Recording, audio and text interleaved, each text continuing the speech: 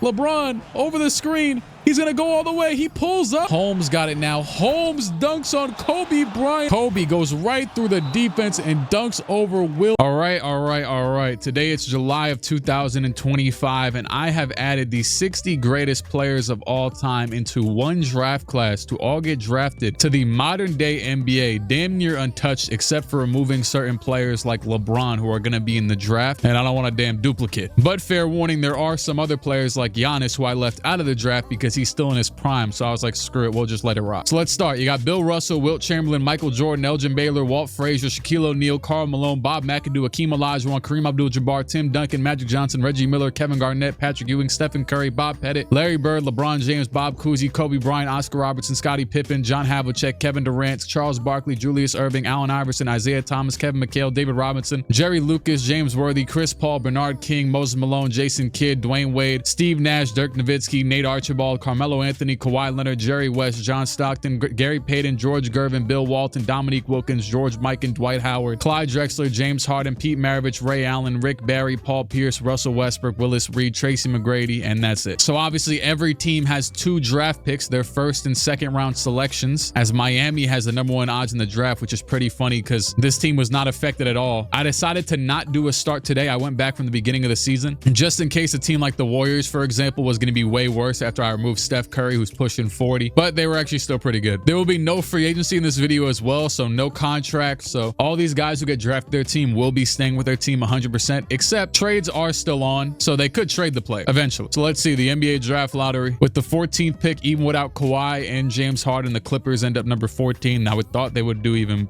worse, but hey, Zubac's like an 88 overall now in 2K. So hey, we're actually the top 6 of the draft and nothing has changed, which is pretty rare in 2K. But let me guess, the Lakers going #1. No, they stay actually. Okay, the Wizards drop to number 5 and the Rockets jump into the top 4, which it's crazy enough that the Rockets are even down here as it is. The Blazers will drop to number 4. The Jazz go 3rd, and it's the Rockets and the Heat going for 1 and 2, and it will be the Houston Rockets getting the #1 overall pick in the Legend draft, which they already got Amen Thompson. I don't know why it's glitching. It says the Wizards, but I've kept up. So Rockets get the #1 overall pick. Before we go any further, I want to thank you to Prize Picks for sponsoring this video. Prize Picks is the best place to play daily fantasy sports, available in over 30 states, and use the code CLIQUE. You can get $50 instantly when you play your first lineup for $5 or more. It's be 19 or older to play. Age restrictions vary from state to state, and please play responsibly. Also, with Prize Picks' Demons and Goblins feature, you can win up to 100 times your money. Prize Picks also has a Cooper Flag free pick this week at just half of a point. All right, so for today's picks, Jalen Green at 21.5 points. I'm gonna go more on this one. Denny Avdia, 2.5 threes made. He's done it in every game recently. I'm gonna go more on that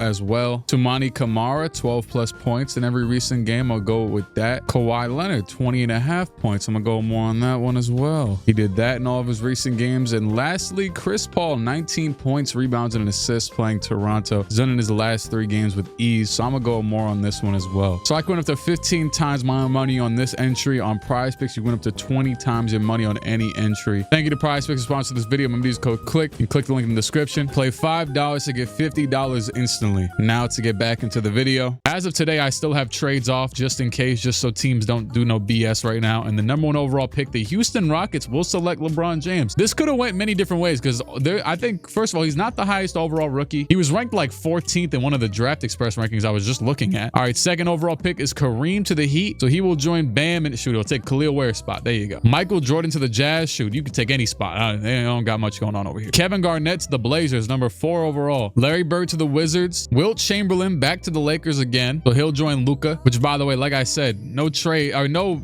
free agency. So Luka's going to be there for a while unless he gets traded someday. Bill Russell will join the Grizzlies, which is actually a really good fit next to Jaren Jackson and Ja Morant. They like defense over there. They tried to patch that hole with Zach Edey. I think it's been going all right, but I don't know. Akeem Olajuwon to the Bucks, so he'll join Giannis, which is crazy. Kevin Durant to the Hornets. Him and LaMelo Ball can go out there and shoot the ball. Chris Paul to the Nets. Good luck. Patrick Ewing to the Suns, so he'll join Devin Booker and I guess Bradley Beal. Elgin Baylor to the 76ers. He can hopefully try and help out Joel, Maxey, and Quentin Grimes. And by the way, there is some players who like maybe could be considered top 60, but they were like very old and were kind of hard to get a hold of in 2K. Speaking of that, Reggie Miller, who isn't even in 2K, goes number 13th overall. But I do give a lot of love to a lot of the old dudes left in the draft. And Reggie Miller's a great fit for Orlando. They need someone who can shoot the damn ball. Julius Erving goes to the Clippers, so he'll join Zubac and Norman Powell. Karl Malone to the Pistons. Him and Cade Cunningham can run a pick and roller too. Raptors get Shaq. Shaq falls to number 16 and will join this team. He would probably fit well there. I mean, he'd fit well anywhere. David Robinson to the Pacers. Miles Turner, sayonara. You just got cracked out Miles Turner with this pick, basically, especially if you use his 2K My Team card. Stephen Curry to the Warriors. Yeah, you can't write a better storyline than this. The Boston Celtics will get Oscar Robertson. That is a perfect fit as Drew Holiday gets older. Dwight Howard to the Bulls. Dwight's someone that I personally snuck into the top 60 a little bit because, like, shots like Nate Thurman. I don't think I could find a rookie Nate Thurman. I might be tripping, but whatever. So there you go. It says Dwight Howard is projected to go much higher than this. I think all of these guys were. And yeah, sayonara to Vucevic. Magic Johnson falls all the way to 21st to the Pelicans, so he can throw Zion lobs. John Havlicek to the Cavs. That is a perfect fit. It's funny because he fits the mold of a slightly undersized small forward. That's what the Cavs have had, like with Max Strus and shoot, even, I don't know, everybody except for DeAndre Hunter. Charles Barkley to the Nuggets. Hey, Charles Barkley was definitely an athlete in his day, and Jokic throw him a lot of lobs. A lot of backdoor cuts going on over there. Jerry West goes to the Hawks. How did the Hawks even have this high of a pick? Or low, I guess. This is probably the first pick that actually really doesn't make sense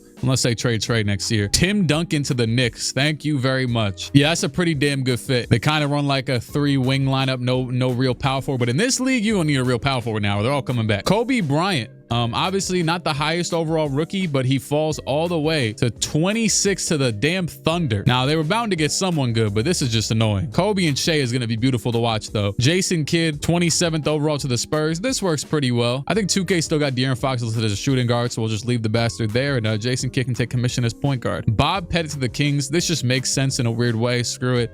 Yeah. Allen Iverson, number 29 to the Mavericks. How did the Mavericks... Anyways, him and Kyrie Irving, new backcourt mates with AD. And Carmelo Anthony goes number 30 to the T-Wolves. So we still have a whole nother 30 legends left. And Melo fits the Wolves pretty well. So there you go. Nate Archibald to the Heat. So him and Kareem will try and revolutionize that city. Isaiah Thomas drafted to the Jazz with Michael Jordan. That's treacherous. They're already in Utah. Oh yeah, I forgot to. Michael Jordan, that is where he ate that damn, pizza. So they say that gave him that damn food poisoning that screwed him up and gave him the fake flu. So it's just a lot of stuff going on wrong here. Bob McAdoo to the Blazers. They also drafted Kevin Garnett, so that's just a nice front court, I guess. Oh, they already have a lot of centers in real life, so we'll see what they do. Dirk goes number 34th to the Wizards. They got him and Larry Bird. So what a white boy duo. They had to make up for trading Denny Avdia. And I really like the Wizards core in real life, so this is a nice 2 players to put next to those guys. The Rockets get Gary Payton, so he'll join LeBron James. That's a lot of, hey, definitely fit their defense quota. Moses Malone will also join the Lakers alongside Wilt. Now, they got him at power forward, actually, so that worked. That fits. I mean, the Lakers do need bigs, and they lost LeBron, and so yeah. Rick Barry to the Hornets. He joins KD. This is another one of those dumb picks. It doesn't really make sense, but kind of needed like a big man. I mean, you got Mark Williams, but we're about to have like some of the greatest bigs of all time in here. So speaking of that, I did just start recently as Kawhi goes 38 to the Bucks, and they're about to have Kawhi, Hakeem, and Giannis as the front court. Yeah, good luck to the league. Speaking of the Hornets, though, Mark Williams, I just started this LaMelo Ball My Career series on my second channel. Random plug. I just thought about it. You want to see like a more drawn out rebuilding thing. Dominique Wilkins to the Grizzlies, so he'll join him, Bill Russell. That works. Yeah, screw it. They like Duncan over there. Him and Ja are gonna throw double lobs. Dwayne Wade all the way to 40th to the Nets. You know what? He's got him and Chris Paul. That's a good way to start it off. Which, by the way, all like the Cooper Flag drafts and all that stuff, I plan on adding them all in still. They just gotta, it'll just be moved a year back as Kevin McHale goes to the Suns. Patrick Ewing and Kevin McHale. That's a good little big man duo. Jerry Lucas to the 76ers. This is definitely probably going to be the oldest team. Him and Elgin Baylor, that's got to be up there. Walt Frazier goes to the Pistons. That's my guy. Shout out to Clyde. He's gonna join Karl Malone, Cade Cunningham, and them. Jalen Duren. Bernard King. I'm not gonna lie. Bernard King, I added him because y'all know the legend of Bernard King on this channel if you've been around. That's specifically why I slid him up into the top 60. I said screw it. I put him over some other guys who maybe were slightly more deserving. He's still in that range though. He still made the top 75. I'm pretty sure. Maybe he didn't.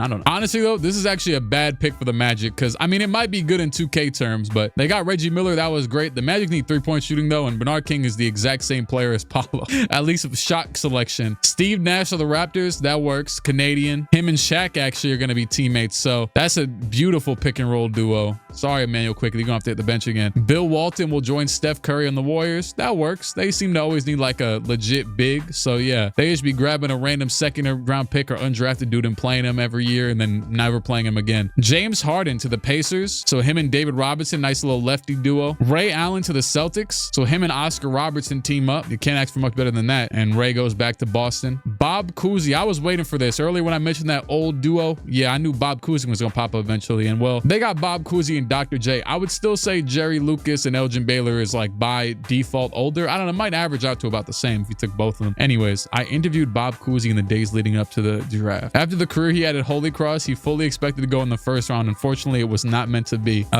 Yeah. James Worthy goes 50th to the Bulls. Him and Dwight Howard, not bad. Shout out to Kobe White. He won 2 Player of the Weeks in the past few weeks in real life. So, you know, John Stockton to the Pelicans. Pretty sure they already picked Magic. So odd duo, but I'm here for it. Screw it. We got a lot of teams. Might as well see some weird stuff. Paul Pierce to the Nuggets. So him and Charles Barkley. I will say, I love that. I like these picks. Do they make sense? Him specifically? Not really. Put him at the 2 though. It'll be all right. He could play some defense. Scottie Pippen. Okay, now they picked John Havlicek last time. This is the real perfect fit for them. They get 2 small forwards just to build around their already incredible first seed core in real life. Russell Westbrook to the Hawks. See, this is another stupid pick by the Hawks. Pretty sure they got Jerry West last time. So now they get Russell Westbrook too. Why would you put 3 point guards next to Trey? The Knicks get Clyde Drexler 55th. Honestly, this fits the Knicks because they don't like to shoot threes. So screw it. He's wearing number 7. I'll allow it, even though I usually take off that damn number from Melo or whatever. Pete Maravich to the Thunder. So they get Pete and Kobe. They're about to be running and gunning. George Gervin to the Spurs, actually.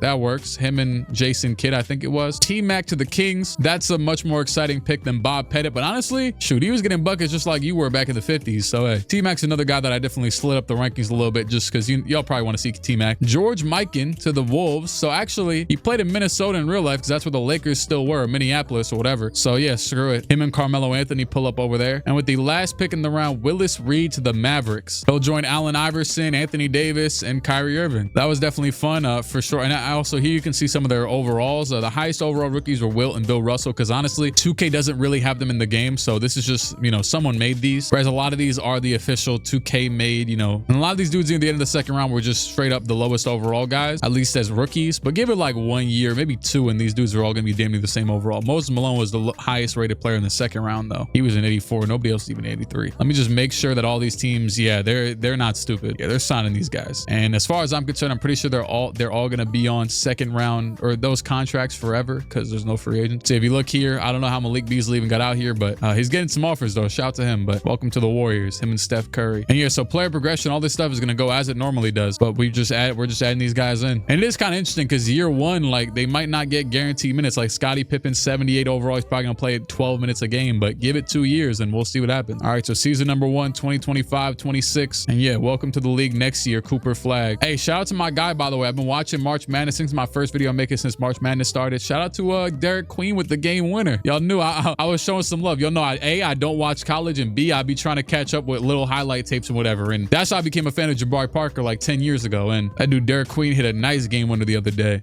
I've just been watching his highlights on Twitter all year. So there's some teams that are locked in on their rookies like Dr. J and Bob Cousy, both starting for the Clippers, but then the Celtics are starting none of their guys. Ray Allen playing 12 minutes a game off the bench. Grizzlies, yeah, Bill Russell and Will, wherever the hell Will went, I think it was the Lakers. Yeah, they're going to be playing a lot. Jerry West will take Trae Young's starting spot off the rip while Westbrook, 77 overall, hits the bench. Kareem and Nate Archibald, yeah, we don't have to go through all these though because, you know, I just kind of did as the draft went on. And there's Michael Jordan, Isaiah Thomas leading the damn Jazz. You know what? I'm going to stay on them as controlled team, actually. Speaking of that, I had trades off, so let's turn those back on. And shoot, if one of the rookies gets traded, I mean, low-key, that's just fate telling us something. That's that we need to see a big 3, I guess. One thing I may do when we get to like year 5 or 6 is maybe like turn back on contracts, but just turn off salary cap so they can hit free agency and then see if there's chaos with that. But honestly, though, this is interesting as it is, so whatever. The Jazz, it looks like their record is trying to depict them adding Cooper Flag to Michael Jordan and what's his name's team, Isaiah Thomas. Shout out to Isaiah Thomas. You're not hip. Hey, Isaiah Thomas had some great highlights back in the 80s. That man was moving around like all the modern point guards in terms of like speed and quickness. All right, so today's actually the contract extension deadline. Not really sure why I turned off the trade deadline, but whatever. The Mavericks are the #1 seed in the West with 45 wins, led by, I mean, shoot, Kyrie and AD, but now you got Allen Iverson and who did they draft? Willis Reed. Oh, yeah, he's a pretty low overall. So he's actually, he might just not be playing. Yeah, he hasn't really played. And then who's already clinched the play-in game, the Toronto Raptors in the Eastern Conference with Shaq. So as you can see right here, last season they were 42-40. This season they're already 44-16, which by the way, their last season, since I started at the beginning of the year, they had Brandon Ingram already. They were already, yeah, as you can see, all they've added really is Shaq. I mean, no, all they've actually entirely added is Shaq. as well as Steve Nash, who is another player off the bench and not playing, crazily enough, but he'll get there. So far, it looks like the Rookie of the Year leader is none other than Warriors rookie Stephen Curry, averaging 29 and 7 a game, because who the hell else is going to start at point guard in Golden State? And then Karl Malone's averaging 20, Jordan's averaging 22. But funnily enough, the Warriors are doing worse than they did last year without Steph. And oh wow, they traded for Mark Williams. I did not think this was going to be a thing, but there's a lot of first round picks being traded. I guess because, I don't know, because financial trade restrictions are off. So like a lot of guys are getting traded for straight up first round picks, which is kind of weird. But Dylan Brooks got traded for DeMar DeRozan. I mean, the Rockets have LeBron, so not really sure why they would even need to make a small forward trade at all. Oh, well, actually, you know what? Maybe because LeBron and Dylan Brooks got fake beef. But yeah, Bilal Coulibaly got traded for Robert Williams. Crackhead. At least injuries are off. And yeah, wow, Malik Beasley for Mark Williams. That is a interesting trade for the Hornets. Imagine if, because I turned off trade deadline, right? And obviously that means the trade deadline's the end of the season. But imagine if trades could happen in the playoffs in really any sport. I'm watch. Y'all gonna say that could happen in hockey or something. One of them sports that nobody watches. Like, my bad. Nah, shout out to hockey. I don't watch hockey, but shout out to hockey. I got no hate for hockey. Luka Doncic 31, 9 and 13 a game to win MVP. Steph Curry 29 and 7 a game to win Rookie of the Year. Bernard King wins 6th Man of the Year, actually averaging 18, 5 and 4 because the Magic drafted way too many wings. Victor DPOY, Paulo Most Improved, and Jason Kidd Coach of the Year with 61 wins. Did any of our guys, our rookies, make? Oh yeah, Karl Malone already. I mean, I wouldn't say it's my guy, but oh, Michael Jordan too, All NBA 3rd team. But didn't Steph win? Oh, there's Steph. Okay, you know what? Steph's name doesn't look out of place at all because he's on the same team too. So Steph already made the 2nd team All NBA in his rookie season as well, which is just kind of impressive in general for a rookie period. Even though he has the exact same role, dude got the exact same playbook and everything. Kevin Garnett makes the All Defensive 1st team. Wilt makes the All Defensive 2nd team, and so does David Robinson. Wilt averaged 23 and 9 a game with the Lakers his first year. And here's the All Rookie 1st team. It's Steph, Malone, Jordan, Robinson, and Wilt. And the 2nd team was KG, Baylor, Dr. J, Bob Pettit, and Rick Barry. Honestly, it's screw the playing game. Well, so Steph is playing. Damn, weren't the that was the team I like. Yeah, screw them. Yeah, the playing stinks. Not in real life. The playing's all right, but in the game be pissing me off. Pistons, Grizzlies, they're all out of here. All right, so now for the playoffs. Well, actually, you know what? First off, we got to look at the absolute stinkers of the league. Well, the Suns started Bol over Kevin McHale, and they also got Patrick Ewing, but that led them to 26 wins, which was tied with Michael Jordan, Isaiah Thomas's Jazz, just barely behind the Pelicans with Magic Johnson and John Stockton, who neither one of them started. Then you got Bob Cousy and Dr. J's Clippers at 30 wins. After that, we've got, wow, the Rockets yet again. Wait, is LeBron is not starting. He averaged 14 a game in 19 starts. Neither him or Gary Payton is starting, which Payton is behind Fred VanVleet, so you think that'd be a pretty easy road to starting, but they gave him the Reed Shepherd treatment. And it says team state contending on the right, yet they're the 11th seed. And on the Eastern side of things, once again, the East is way less competitive than the West because the Rockets would have made the damn 7th seed in the East. The Wizards were the worst team in the league with Dirk and Larry Bird. Even with them, they stunk. Oh, I forgot. This actually makes it so that Chris Middleton stays with the Wizards. And I guess Dylan Brooks got traded a 2nd time? I didn't even see it. The Heat still stunk even with Kareem. The Bucks with Kawhi and Hakeem decided, screw it, we're going back to the lottery. That's insane. And the Jerry West led Atlanta Hawks. Trae Young, 6th man Atlanta Hawks, won 30 games. The Charlotte Hornets with KD, who I think got delegated to the damn bench because Rick Barrett. You know, actually, I'm gonna go fix that now. I'm gonna just make KD a power forward if y'all did that in the first place. Yeah, there you go. Either way, I would assume that didn't hold them back much. They're just not that good. This is a pretty funny lineup with, oh, I forgot Jerry McCain was even in the league because he was injured this year. Elgin Baylor, Jerry Lucas, and their Philadelphia 76ers made the play-in, but they lost already though. The Nets actually won out the play-in with Chris Paul and D Wade. Good for them. And then for the playoff teams, you got Stephen Curry's Warriors against this absolute squad of a Mavericks team. Also, Jimmy Butler's getting older, so that doesn't really help Steph out. You got Jason Kidd, Victor, and the Spurs against Jokic, Charles Barkley, and the Nuggets. The Thunder are already up 2-0 on the Kings, and well, that's not too surprising. They got T-Mac off the bench, who I don't think is that high in overall because, you know, it's rookie T-Mac. T-Mac wasn't really doing much in Toronto. And the Thunder actually aren't starting either Kobe or Pete Maravich. This is basically just a normal Thunder real-life simulation because they always do BS like that. Carmelo, Ant, and the Wolves against Wilt, Moses, Luka, and the Lakers. That's a 1-1 series right now. Then you got Shaq and the Raptors against Chris Paul, D Wade, and the Nets. Cleveland's already up 3-0 on the Magic, which isn't too surprising with John Havlicek starting, Pippen off the bench, the Cavs team as it is, and Reggie Miller's Magic. The Knicks are actually up 3-0 on the Celtics already, as Kat and Tim Duncan and Jalen Brunson must be wreaking havoc. I'm pretty sure Tim Duncan was like All NBA 1st first team in his rookie season in real life. So maybe he's doing the same, or at least not really, because he didn't make it. But yeah, anyways, they have that's a crazy team for the Celtics are insanely good. For them to be losing still is crazy. There they go. They got swept. And the Pacers are up 3-1 on the Bulls with David Robinson. And I'm pretty sure the Bulls have Dwight and whoever the hell else they drafted. What is it, like Nate Archibald? I don't remember.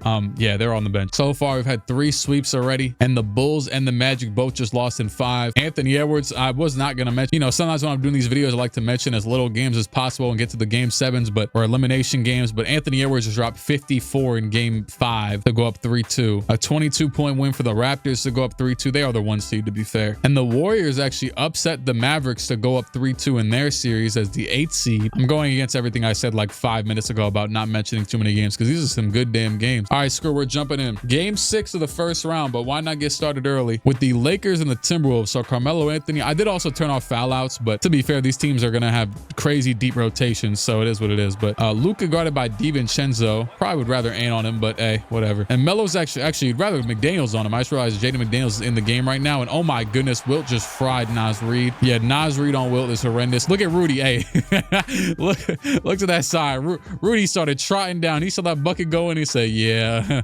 Melo got up too. Like, oh, I got to bring the defense down. Why not? Anthony Edwards around the defense. He pump fakes it. He goes to the post. He's stuck in the paint. Don't get no 3-second. Yeah, there you go. And DiVincenzo on Luka, white boy crime. Oh my goodness. Look at the lane steal by Vanderbilt. I don't know why he just drove it to the 3-point line, but maybe he was trying to draw a foul. He didn't though. Vanderbilt gets the off-ball steal, and yeah. All right, Randall back up the other way against Jackson Hayes, who I think is playing the 4 right now. And Randall, you know what's funny actually? I'm pausing it. I don't care. You know who won Finals MVP last season? Yeah, you see it. Yeah, Big Julius. And there he is at the basket. He gets fouled by Wilt. I like how I paused it when he was in the middle of the dunker spot. Randall at the line. The first free throw is good, and the second free throw is also good. All right, Luka trying to go at Dante, and he steps it back, pulls up his shot. He misses it. Melo back with the way. Melo out to Ant in the corner. Ant, going dangerously close to the baseline, and oh my goodness, he foul baits.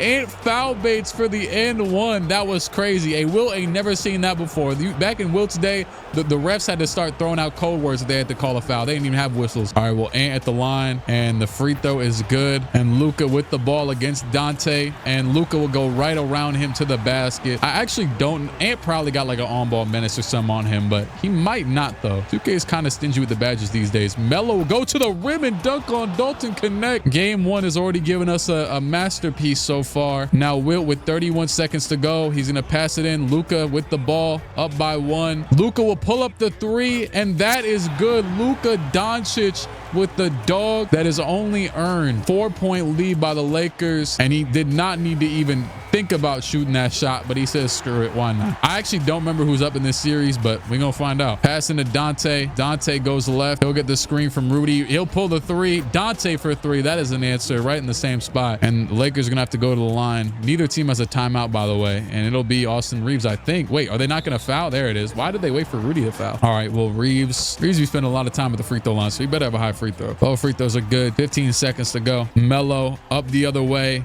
He is going to pass it to Rudy Gobert over to DiVincenzo. Another one. That one is off. That is probably your best shooter to take this shot, but the Minnesota is going to lose. But I'm they're up in the series because Ant dropped like 54 in the last game. And yep, that is game, set, match for the Lakers. 40 from Luka to force a game 7. The Raptors are going to eliminate the Nets. Good run by them though, but CB3 and D-Wade looks like they need a few more years to lock in. The Mavericks will force a game 7 against Steph Curry's heroics. The Wolves are going to beat the living hell out of the Lakers by 50 points, 40 from Edwards, and the 5th seeded Lakers lose that matchup. So far, no upsets whatsoever, but there is still a chance. The Warriors, game 7, they're about to get smacked around, aren't they?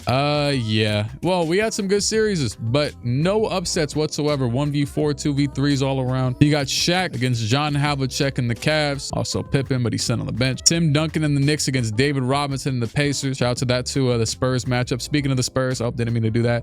Bench-led Kobe Bryant, who will probably, I remember in that last interview, one of the last interviews he had with Matt Barnes and Steven Jackson, Kobe Kobe was talking about how he was so mad that he played off the bench still because it messed up his records in the end of the day because, you know, he played off the bench for like his first year at least. But yeah, Kobe off the bench against Jason Kidd and the Spurs. The Mavs are actually already down 2-0 to the Timberwolves, who are the lower seed than them. But yeah, Melo's Timberwolves against Allen Iverson and the Mavs. Shout out to them. Nuggets duo at one point. And every single series is 2-3. Thunder up 2-3 on the Spurs right now, and they have a good chance of closing it out. They are going to do exactly that. Victor's going to be heading home. Oh yeah, by the way, yeah, the Spurs got George Gervin. He does not play, but you know, we'll see you next year, Bucko. Pacers will get the Knicks out of here in the second round yet again. Sorry to say that to myself, but 38 from Brunson, not enough, as David Robinson, the rookie himself, is 26 and 11. Tim Duncan only had 7 points, and Cat was 4 for 17. The Timberwolves, they are going to get the first seeded Mavericks out of here. That's another upset, as Randall with 29 points trying to defend his finals MVP title. And it looks like he's been the best player on this team so far, as Iverson had 21 to try, but nope, not enough. So it has been only upsets galore so far. We're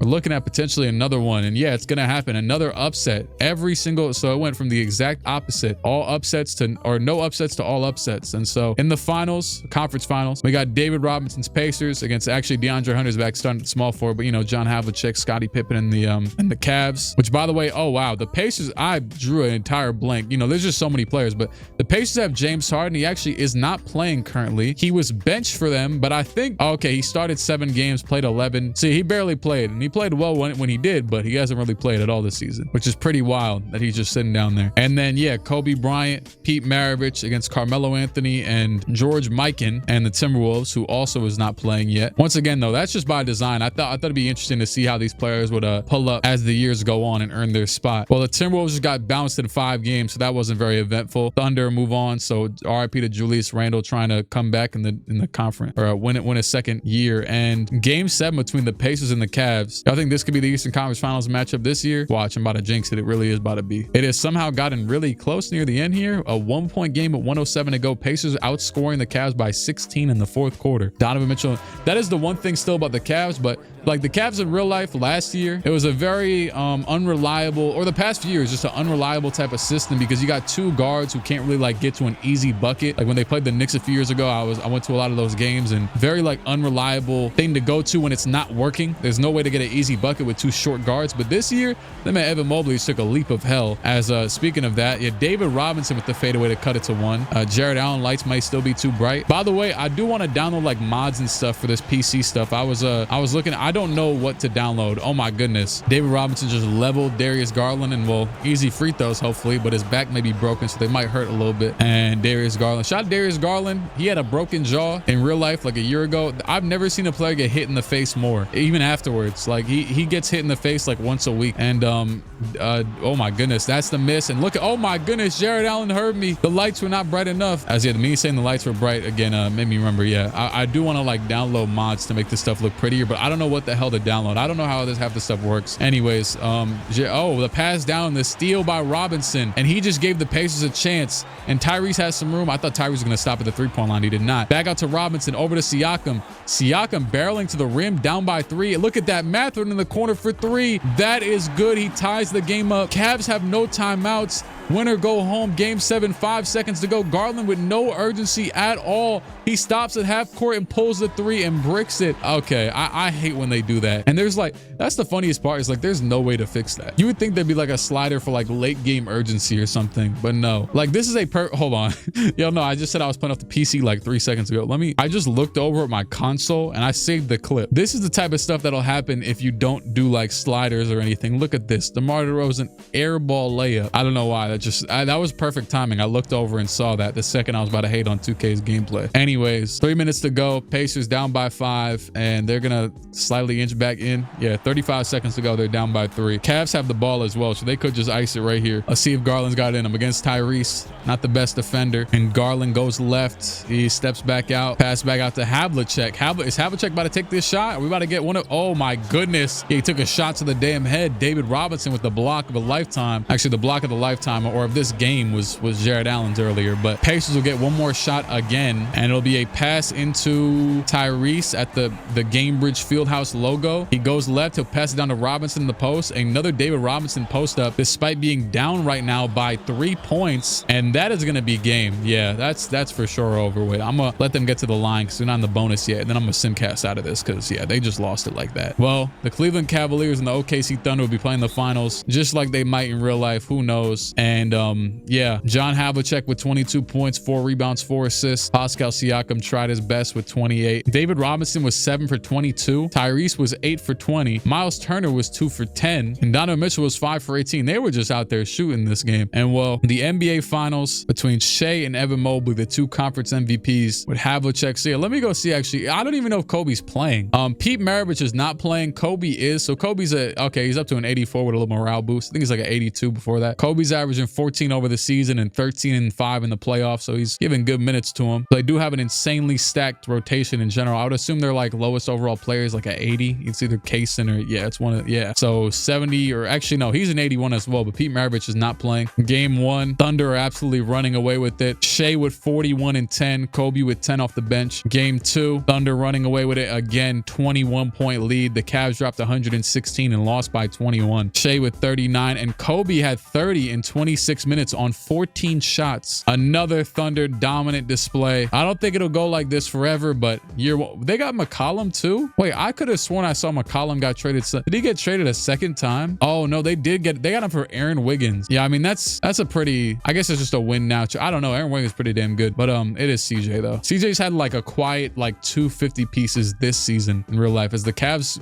also quietly just won the next 2 games. And yeah, this will probably do it. The OKC Thunder are your year 1 champions, 2026, year removed from the Julius Randle Finals MVP. We got the Shea Gilgeous-Alexander 33 and 9 for the Finals MVP, 4-2 win over the Cavs. So here's the first year playoff bracket. Playoff stats leader, you had Shea at 34 points, Brunson at 33. Who's like Steph Curry averaged 32, but he only played 7 games. I guess that's not that bad. Bob Pettit also averaged 23 in 4 games, and Wilt also. Okay, Iverson averaged 22 in 13 games. That's pretty good. Wow, I actually forgot to remove Russell Westbrook. That's pretty funny because I went and removed Chris Paul even, but I forgot to remove whatever. You know, let me go make sure I didn't forget anybody else that's like impactful that I'm just drawing a crazy blank about. Oh, you know what? That's what it was. The original, I was looking at like an ESPN top 60, top 75 list. They didn't even have Russ in the top 60, which is insane. I'll be honest. Like I'm as much of a Westbrook critic as there is, but that dude just passed Kevin Garnett on the all-time scoring list like today. Anyways, shout out to the War. I'm not gonna make them have Draymond and them retire, or Clay. Clay, you gonna stick around. Sorry, Bucko, you didn't make the top 60, but maybe you should have. But yeah, anyways, Westbrook, James Harden, and KD all make the Hall of Fame together. Who would have thought? All right, the draft lottery this year. So picks could have been traded. I don't think they were though. A lot of the picks I saw get traded were from next year. But yeah, Cooper Flag, welcome to the league. And who will it be with? You got the Wizards, Heat, Suns, and Jazz in the top 4. It is going to be the Pelicans. And the Hawks also jumped up. So the Pelicans jumped up from the 6th spot, and the Hawks jumped up from 8 to 1 and 3. While the other teams all fell down a bit. First overall pick, Pelicans. They also could trade their picks this year, because I have it on. Pelicans get Cooper, so he'll join Magic Johnson and John Stockton and Zion. Ace Bailey to the Wizards. Dylan Harper to the Hawks, another guard to the Hawks. Okay, I thought the Heat were about to trade their pick, but they didn't. They get that dude. Oh, the Suns have traded their 5th overall pick to the Clippers for Zubac, and they get Will Riley. The Jazz, or the Jazz trade their 6th overall pick for Damian Lillard. That's some real Michael Jordan hate, because now Isaiah Thomas is gonna play off the bench probably. And VJ Edgecombe will go to the Bucks. So they're about to have, shout out to VJ Edgecombe, he just lost to Duke in real life, but they're about to have VJ Edgecombe, Giannis, Kawhi, and Akeem Olajuwon. And they have the next pick. Wait, they might trade this too. Okay, yeah, I might need to sim out of this. There's too many trades. For Grady, okay, well, they got Grady now too, but Trey Johnson, Assad Newell, Hornets trading their pick as well for Jaden. Okay, it's getting, are they just going to trade every pick? It's about to happen again. Sixers for Keon Ellis. Okay, it finally, you know, actually, you know, who's LeBron going to get? We have a trade to announce. Draymond Green, of course. Derek Queen to the Warriors. All right, I'm out of this draft. I'm done. So a big year this year as here's some players that just probably got waived. Cap space and all that stuff doesn't really matter. If they want to waive him, they waive him. Well, it looks like John Collins got waived. Yeah, he got waived from the Jazz and he's going to sign to, it looks like the Spurs. Oh, never mind. Whatever happened there didn't happen. He went to the Blazers. Anyways, big player progression year. Like even right here, Bob Pettit up to an 86. Dwight's up to an 86. John Havlicek's an 88 and Scottie Pippen's an 83. Hopefully all these guys progress correctly and don't end up stuck at a 77. I forget about them for this entire simulation. Bill Russell only went up by 2. I'm gonna go make sure he's not trapped. No, he's not, but he didn't go up by much though. Only an 89 overall, but that's, I mean, that's very good actually. Jerry West and Westbrook both go up by 6. Kareem's up to a 90 and Nate Archibald's an 86. KD's an 87 and Rick Barry's an 86. Michael Jordan's a 90 and Isaiah Thomas an 86. Bob Pettit's an 86 and T-Mac's an 82. Tim Duncan and Clyde are both 85 overalls. Wilt's a 93. I think he's the highest overall because Bill didn't go up much. And Moses Malone also went up by 2 to an 86. Reggie's an 88 and Bernard King's an 87. Iris is an 88. And who the hell else they got? Did they waive? I think they waived whoever it was they had. They waived Willis Reed. Do I just let him? No, I'm not gonna let. I'm gonna go find him. Where could he possibly be? Free agency. Damn, he didn't get better either. Good thing I went and checked. I fixed up my guy Willis. I gave him a +6 potential boost or +6 overall boost, as well as I fixed his potential as well. So yeah, he should be good now. Chris Paul and D Wade both go up by 6 and 7 to 87 overalls. Charles Barkley's an 85. Paul Pierce an 83. David Robinson's a 90 and James Harden's an 83. I think by default every player should at least be playing this year. As also Magic Johnson and John Stockton are both better than DeJounte Murray, so they'll definitely both be starting or something this year. Clyde Frazier's up to an 86. Carmelo is also an 86. Shaq's an 89. Steve Nash is only an 82, but hopefully he just plays this year. LeBron's a 90. Gary Payton's an 86. Jason Kidd's an 87. George Gervin's okay. I think you get the gist of it. Yeah, it's Kobe's an 89. He went up by 7 overalls, and Pete Maravich's an 84. George Mikan will definitely be playing this year. Yeah, Rudy Gobert. Actually, look at why is it so out of order? But he's a higher overall than Rudy Gobert, so yeah, he'll probably start. Bob McAdoo went up by 7 overalls to an 87 overall. I just realized that Koulibaly got traded here as well because they keep on letting the Blazers keep on stealing the Wizards players. They stole Abdia. Also, KG's an 89. They might quietly have the best defense in the league on this team, or maybe loudly. Steph's an 88. Larry Bird's an 88.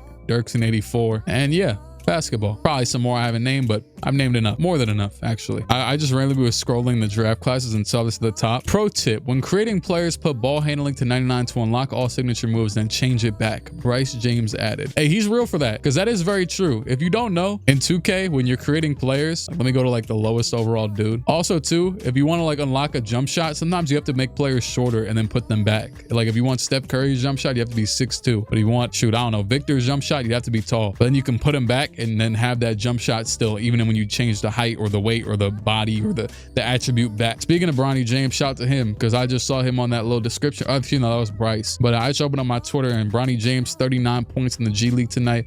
Bro, I'm not gonna say like you could call out that Bronny was gonna have like start to finally develop efficiency, but as long as he does, he has all the, what's the word that 2K use when they trying to boost overalls? He has all the intangibles of a good player, like in general. I think the off-season like nepotism argument was valid considering that his stats in college weren't good, so maybe he wouldn't have been drafted, but nonetheless, him as a player was never like super, I don't want to say in question, honestly. I also just think, can I be honest, like everyone, I don't like how Bronny getting drafted flipped the whole argument back on the great story that is the kid literally had a heart attack like last year or 2 years ago at like 19 and now plays in the NBA. Well, so we're already at the end of the season, so might as well close it out. Victor wins MVP. Rookie of the year is Cooper Flag with the Pelicans. Cade Cunningham is 6th man of the year. Victor wins DPOY. Clyde is most improved with the Knicks, 18-5 a game. Paolo wins clutch player of the year, and coach of the year is 55 win Coach Dagnall for the Thunder. Julius Erving, Dr. J, makes the All-NBA first team. 28, 9 and 6 a game for him. They did also trade Ivica Zubac this year, so even more opportunity or touches for him.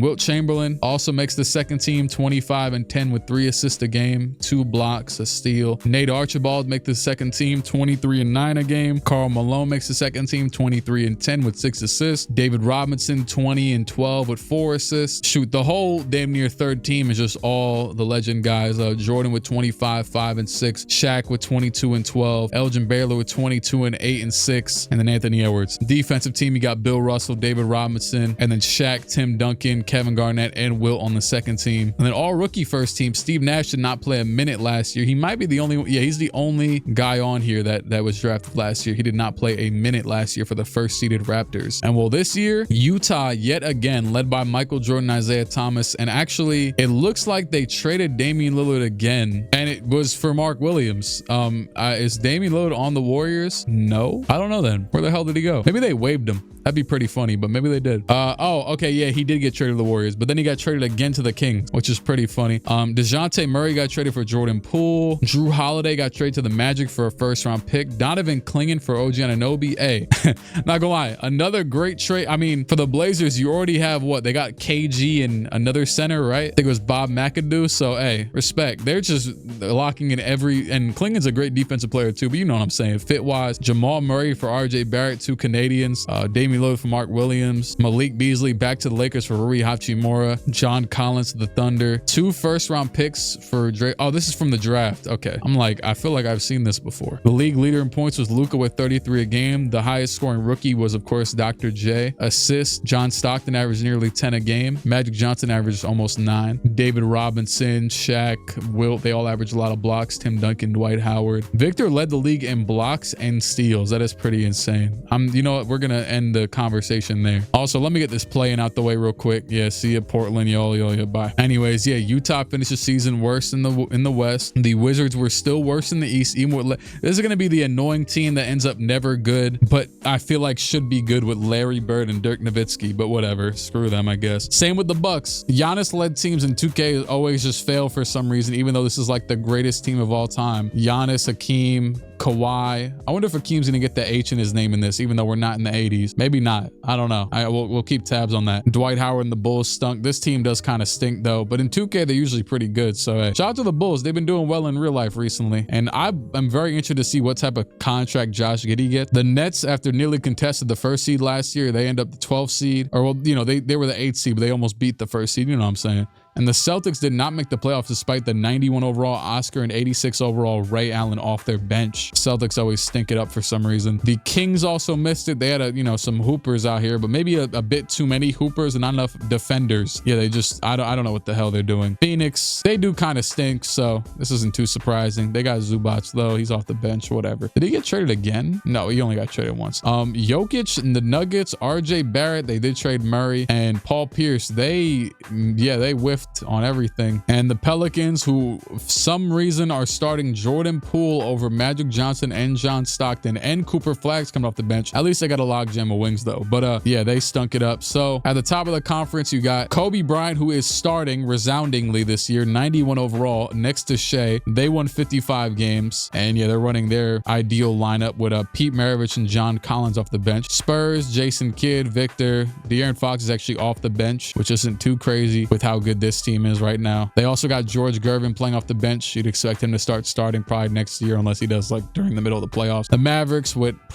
near prime AI. He's 90 overall. That's not really prime, but whatever. And also Willis Reed with his overall boost, averaged 15 a game this year. But they also do have a lot of centers over here. The Wolves with Melo and George Mikan now starting with the glasses on, by the way. Hello. The Lakers with Malone and Wilt. This would be an absolute treachery to try and stop. Like, underratedly, I know they have Luka, but even if they didn't have another great player, this would be hell to try and stop. Moses Malone and Wilt, you might never get a rebound. Maybe this team would. I mean, they got Bill Russell, Zach Edey, and Dominique Wilkins starting at the 3. I really like this team a lot. This team's makeup is fun. People always hate on like the old like Plummer era players or whatever, but some of them had really fun archetypes. Like, I would love to see just a player like, people be like, oh, Bill Russell was trash, he didn't deserve 11 rings, but then everyone loves the super athletic, run around, get rebounds, block shots type of guy. The Clippers actually, I think they lost in the play-in, but Dr. J tried his best. He kind of lost everything off this team. Where the hell did Norman Powell go? They trade him? I don't even know. Where did he go? Gary Payton and LeBron both started for the Rockets, and they do make the playoffs as what looks like, I think, the 7th seed now. Yeah. And the Warriors also made the playoffs with Steph Curry, old Jimmy Butler, who I kept out of retirement for an extra year. And they traded Draymond. So good for them, I guess. That's another funny one because Draymond got traded for like 2 firsts, and I also saved him from retirement. The Blazers missed the playoffs despite this insanely good lineup. And on the East side of things, the Magic were the #1 seed led by Reggie Miller in the starting 5. The Charlotte Hornets were actually the 2nd seed with KD at the 4, Rick Barry at the 3. So, hey, good for them. The Pacers, the 3rd seed. So, okay, Harden is listed as shooting guard, so that works for this team. And yeah, Harden and David Robinson leading the way. Atlanta, wow, Atlanta with Jerry West and Russell Westbrook off the bench, somehow 4th seed. I mean, they still have a good team overall as is. The Knicks, Cat, Tim Duncan, Clyde Drexler, Jalen Brunson, 5th seed. The Cavs with their big 4, Havlicek and Pippen. And then you got the Pistons, Cade Cunningham, Walt Frazier. I was actually going to move them to a 2, but they did it themselves. Karl Malone. And then the 8th seed was actually last year's 1st seed, Shaq's Raptors, with Steve Nash now actually starting at point guard in front of Jamal Murray. And quickly. So, first round of the play. Yeah, screw it. Let's just get out of the first round. Thunder smoked the Warriors. The Grizzlies and Pistons both lose in 5. The Cavs are actually going to upset the Pacers in 6. So, well, I mean, they are last year's Eastern Conference champions, but they were the 6th seed this year, and they are going to defeat the Pacers, led by David Robinson again, actually, because that was the conference finals matchup last year. Didn't even put that together. Speaking of that, we got this Minnesota Lakers matchup again over here. And the Lakers are going to lose in 6. So Minnesota moves on again. The Raptors also lose in 6. And the Knicks and Hawks will play in a game 7 of the first round. Hawks with their very good bench, but depleted starters, and they're going to lose by 4. Jalen Brunson with 42, Tim Duncan with 23. And the Spurs and the Rockets, game 7, and the Spurs will smoke the Rockets. It is Victor, and he's going to get LeBron, who had 9 points on 2 for 16 shooting. Now, I don't know if the LeBron like hate agendas from like Stephen A or anything would be that strong in this. Oh, there goes Norman Powell. Oh my goodness, he fell off by 8 overalls. Anyways, yeah, I don't know if the LeBron hate agendas would be that strong, because it's like, what do you even expect anybody to do in this type of league? Hear me out, right? If the league was this good in real life, the league could be this good overall wise, legend wise, whatever, but it's all relative. So like, if the league was this good, we'd have teams like, I don't know, that Wizards team with Dirk and Larry Bird be like,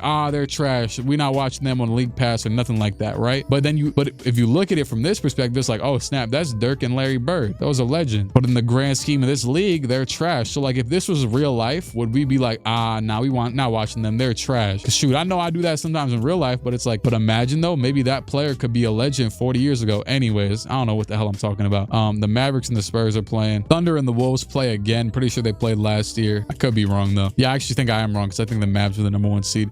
Magic and Knicks, Reggie Miller against Tim Duncan, Clyde Drexler. Also got Bernard King off the Magic bench. KD and Rick Barry against John Havlicek and Scottie Pippen and the Cavs. It's another straight 3-2 matchup round. Okay, the Mavs are going to lose in 6. So good fight by Iverson with 25 and 12, but Victor is just Victor. Fox with 19 off the bench. J Kidd with 12 and 4 steals. Hornets facing a fake upset, but it's also the team that won the East last year, so not much of an upset, but hey, screw it. You know what? I don't even know why I'm jumping into this, but it's a game 6 conference semifinals, and the Charlotte Hornets are facing a game 7. Well, I mean, the Cavs are trying to force a game 7. Ty Jerome in the game against LaMelo Ball. He'll get right to the rim and get fouled, actually. That looked like it was going to be a clean block, but Ty Jerome had to put his dirty paws on him. And LaMelo hits both free throws. Now back on defense. They also got Mo Wagner at center of the Hornets, so that's kind of an odd center to be leading you all the way here, but salute. Evan Mobley in the post. He gets KD jumping, and he will miss that rebound putback. He made KD look like a baby there. And that's not really KD's ideal matchup, but hey, he is tall, so screw it. LaMelo to the rims, behind the back to the rim again. He's just kind of trying to barrel down there, and he can kind of just shoot over Garland. Yeah, I mean, the Cavs don't really have a better matchup. You might need to like bench one of them and just put in Scottie Pippen or something. I don't know. Ideally. All right, passing to Garland. They got the last shot if they want it, but they're not going to take it. They're going to go right down to Mobley. Mobley in the post, pump fakes it. He's going to go up over KD, misses it. Hornets, and oh, I didn't realize I forgot they were down by 2. Yeah, lucky they couldn't take the last shot, but KD misses the first free throw. So they're going to have a chance one way or the other. KD's second free throw is good, and they have no timeouts, but they have a chance. Cavs, they are up 3-2, and they are going to shoot the 3. Mobley, that is good. No timeout, 7 seconds. Hornets back up the other way. LaMelo taking it way too slow again, but he's going to have, look, not the worst look, and he misses it. I hate this. You know what? It's it's the semifinals. I'm simulating now. It's what happened? Why is the score 162? Hello? Second half, fourth quarter, 70 to 60, 98 to 104 second half. How many overtimes did you play? Yeah, 2K be on sometimes. Anyways, Charlotte Hornets eliminated. Thunder versus Wolves. 3-2. The Thunder are gonna win and get the Wolves out of here yet again. Or they played in the conference finals last year. I think they did. Magic versus Knicks. Knicks up 3-2, and the Knicks will defeat the Magic. Cat redemption 10 for 14, and a 5 versus 6 matchup, but it's the Knicks and the Cavs, two pretty damn good teams. Tim Duncan, Clyde Drexler and the Knicks versus John Havlicek, bench Scottie Pippen and the Cavs. At least two. Like when I say in the Cavs, it's basically just always going to be their real life team because signings and free agency is off. I mean, not off. You know what we've seen. Just random wavings and whatever. And Kobe Bryant, Pete Maravich, and the OKC Thunder against Jason Kidd. Yeah, I forgot who the hell's on the Spurs. I did it again. George Gervin playing off the bench and the Spurs. The Knicks are down 3-2. Cavs, or Knicks backs against the wall. Cavs trying to push them against the damn wall. And it didn't work. 46 from Brunson, 46-9. Did that sound right? That sounded like it didn't sound right. But anyway, anyways. Okay, very close game here between the Spurs and the Thunder. This could be a classic. You know, you got Victor against Kobe Bryant. Two paths we never thought we'd see cross. And Kobe's actually out of the game right now for, it looks like, Case and Wallace. Also, George Gervin's in the game from the bench. Jason Kidd's out the game. It's a lot going on right now. Shea to the rim. He will take a fade away from like 1 foot away. That is good. That is a very Shea shot though. All of his animations look kind of rigid in this game, but aside from that, yeah, whatever. Fox pulls up. That's off. Rebound by Hartenstein. They're still running that big lineup. Oh yeah, Chet's out as well. Anyway, Shea again went to go pull that fade away, gives it down to Collins instead. He bricks it over Sohan. Sohan, a damn good defender, so that wasn't really gonna work. And he's trying to go to the rim as well. He's gonna pump fake it back out to Fox. Fox gets stuck, gets there somehow. I don't know how the hell that just happened, but it did. Victor didn't even touch the ball there, but hey. Pete Maravich with the socks up to his damn soul. My goodness, he's got on them Nike Elite 2016 socks right now. Anyway, Shea trying to bully down low. That's off. Castle with great defense. They're up by 1 now, going on the fast break. Castle, he gets picked up by Kaysen Wallace, passed down to Sohan. Sohan, one more to Fox. Fox down low. He gets stuck, blocked by Hartenstein. Rebound by Sohan. Sohan down low. What is this offense? This is just lead by committee. I don't know what they're doing. Anyways, he's getting, oh my goodness. He was getting nowhere, and then this man, John Collins, just decided to reach last second and gamble for no look at this. He reaches as Sohan's going by him and gives him just enough space to put in a nice little finger roll. And I wouldn't call it a finger roll, but I don't know. But had some finesse on it. Some, what do they call it? Some English? Yeah, that. I sound like an old hair right now. That dude, Mark, what's his name? I can't remember that. Mark something. That'd be on ESPN with Doris and them. He'd be saying stuff like that a lot. Anyways, pass down to Holmgren. Holmgren in the post, a low-ish post, and wow, was that the worst Chet Holmgren pass of all time? Was that the worst Mark Daigneault called play of all time? I don't know what they were doing. He just threw the ball basically to the opponent without any resistance, and that should probably do it for this. I was about to say, don't tell me they're gonna miss everything. Okay, yeah, Victor with 32 points. The Spurs win. They force a game 7, so that's that. And we've got 2 game 7s. This is peak hoops, you know. Okay.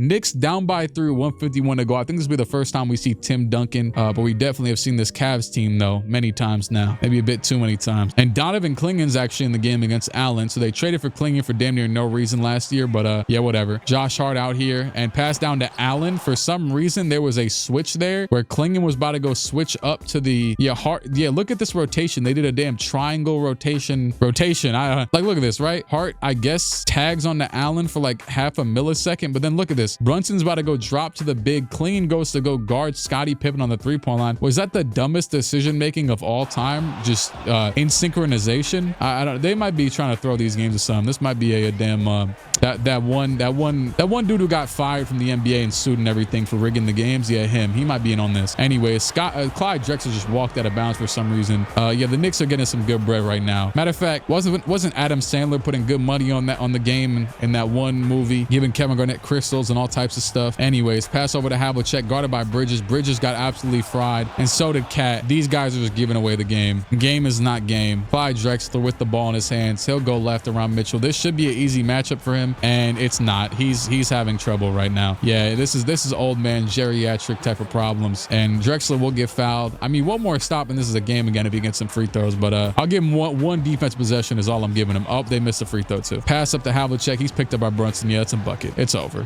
It's over. He leaves Garland, corner 3. Oh yeah, it's over with. It is so over. New York. Oh my goodness. Hello.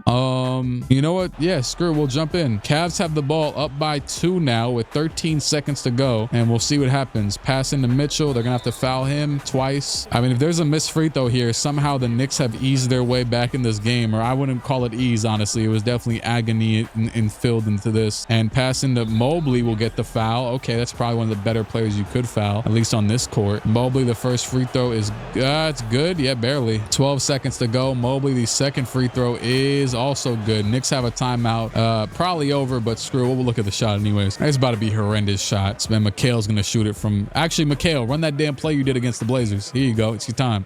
Brunson, corner 3 over Garland. It's off. Goodbye. Yep, Cavs win. 29 from Drexler in the loss. 22 from Mobley. And yep, Knicks are out of here. Cavs go back to the finals again. They got smoked last year by the Thunder, and they have the opportunity to do the same thing again this year. Let's see. And yep, we're getting a rematch, repeat. Thunder, Cavs, Holmgren with 35 and 10, Shea with 32, 6 and 7, Kobe with 19, and Shea and Mobley will go to the finals yet again, the conference MVPs. So just a rematch. Let's do it, I guess. First game is going to be an easy one by the Thunder, it looks like. Yeah. I mean, I don't know if easy is the word. They dropped 140 on you, but you dropped 150. So hey, 37 from Shea, 28 from Kobe. I think I saw someone might have had a triple-double, but I kept going. Anyways, Thunder, another win. Are they about to just do it again? Yeah, they're about to just do it again. We gave the Thunder Kobe, dog. The Thunder, okay, they're facing backs against the wall. Who has the ball right now? Thunder rebound. Yeah, screw it. We'll jump in. They're down by 3 with 44 seconds to go. We've seen some ugly hoops from both these teams, but some pretty hoops too. Not really, actually. I don't know. And the Cavs did make a mockery of the Knicks in the last series, but that was more so just the Knicks leaving them open for dunks. The pass is going to go into, by the way, Kobe's wearing number 23. That's pretty cool. Wow, Kobe was open, but then somehow you saw what I just saw, right?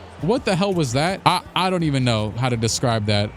Ball was passed down, batted back out to Chet. Chet passed it back to the same person and then just shot a mid layup, and that's off. Chet with the board. I mean, they're down by 1. So I don't know what the hell John Havlicek's doing, but Chet passed to the corner, J-Dub back to Chet. Chet with Havlicek on him, so he has the crazy size advantage, but he's not going to take it. Shea with Ty Jerome on him. He breaks him and takes the pull-up, and that is a 1-point lead for the Thunder. They might win it again. Cavs have like half of their bench in for some reason, and Ty Jerome might be the one taking the shot somehow. 5 seconds to go. Ty Jerome back out. Mobley against Chet. He'll fall away, and Mobley hits the game winner in that like LeBron zone of the shot he hit over OG like 10 years ago over the Raptors. Yep, Evan Mobley with the game winner, the fall away to low-key save the Cavs series chances. Now the Thunder have been dominating, but if you had a chance, you needed it here, and damn near blew it as well, by the way. But hey, 27 from Mobley, Kobe with 30 and 6 in the loss, and the Cavs will go up 2-1.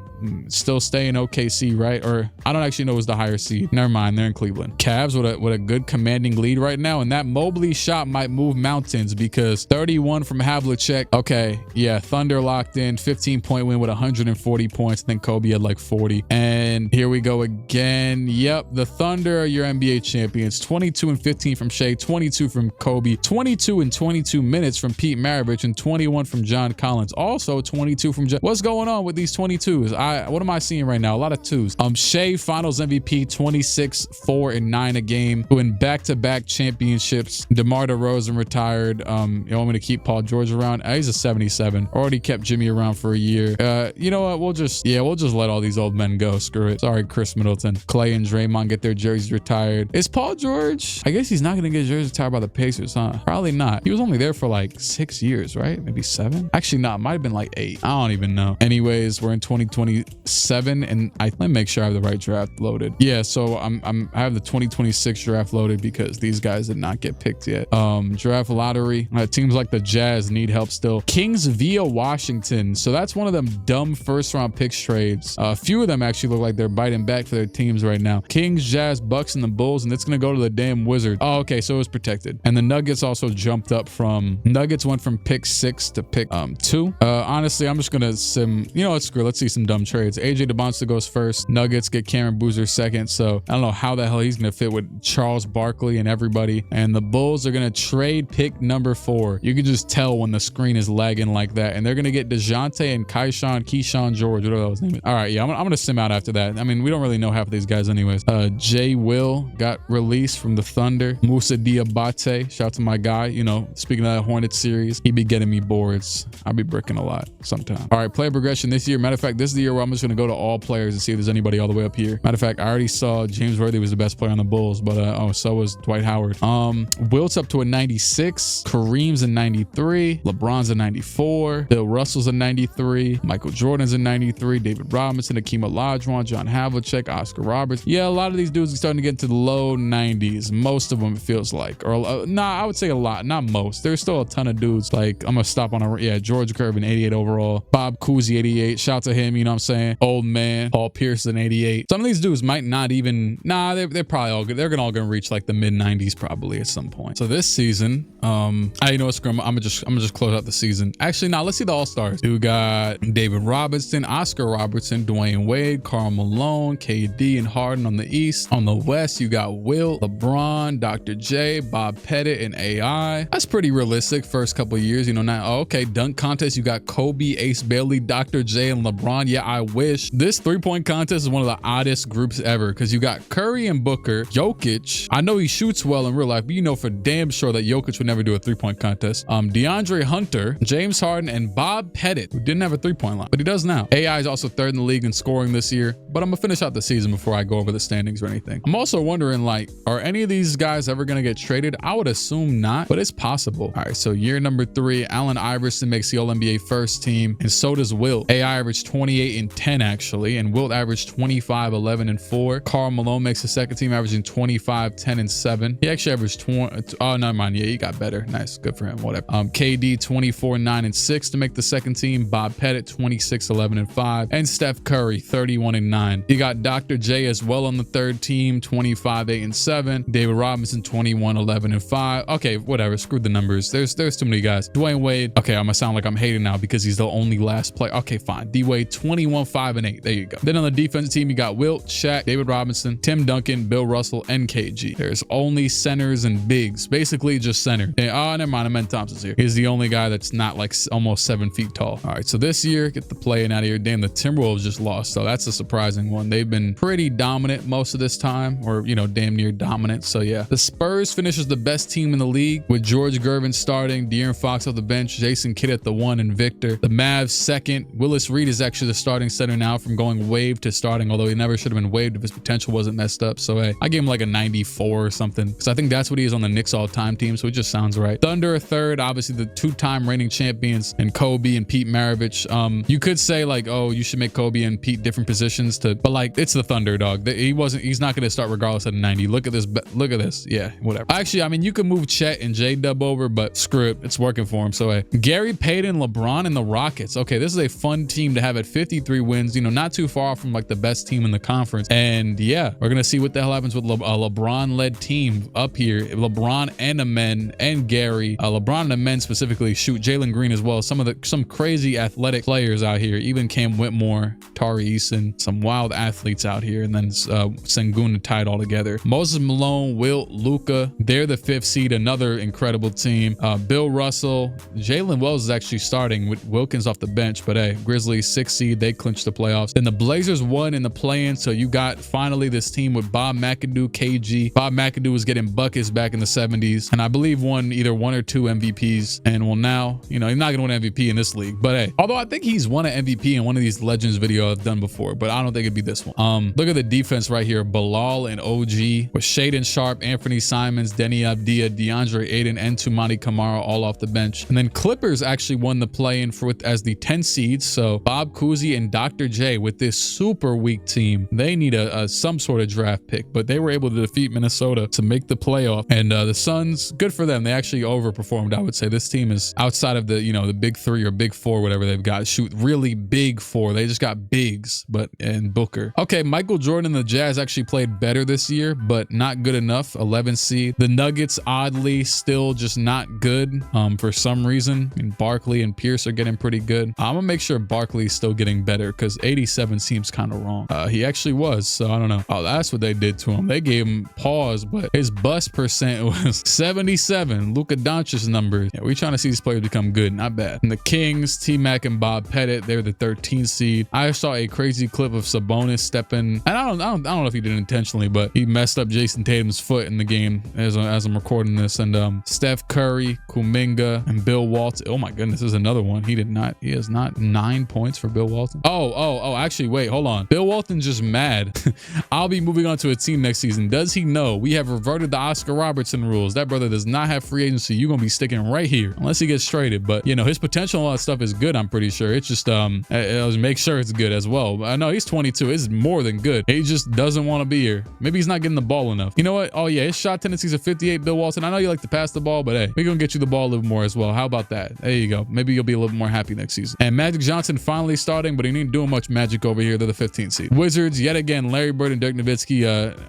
Maybe the white duo wasn't the move. I thought it was, but I guess not. You know, this league is pretty damn fast and athletic. So yeah, Marcus Smart is somehow starting. I didn't think I'd see a 70 overall starting in this era, like at this point in this video, but the Wizards have somehow managed to do it. Nate Archibald and Kareem can't win a damn game. The Knicks somehow fell off crazy, which actually I have wanted to check the trades, and it looks like the Knicks might have traded someone for Nembhard. Can't even tell who. Maybe it was Klingon. I think they traded Klingon. Yeah. I can't stand Giannis in this game. Why can his teams never win anything? I don't know. But him, Hakeem, and Kawhi can't win a damn thing. Chris Paul and D-Wade just barely missed the playoffs. Then you got the Celtics. They lost in the play-in. The Bulls lost in the play-in. DeJounte Murray's been on like 5 teams in the past 3 years. And Jerry West and the Hawks make the playoffs. Is Russ still off the bench? Can he play shooting? Okay, I gotta fix that because that's annoying. One of these guys got to be able to play the 2. Matter of fact, all of you. Okay, Jerry West actually can, so he's just hating. He said, nah, I'm not moving over to the 2 to let Russ start. But Russ and Trae Young, let one of them play the 2. I don't give a damn how short they are. Russ was playing the 2 in college anyway, so who cares? Philly, Elgin Baylor, Jerry Lucas and company. Quentin Grimes actually up to an 87, and Jared McCain's an 89. This team is pretty damn good on paper. Then you got Steve Nash and Shaq and the Raptors. 5th seed, you got the Magic with Reggie Miller. Bernard King's actually starting over Franz right now.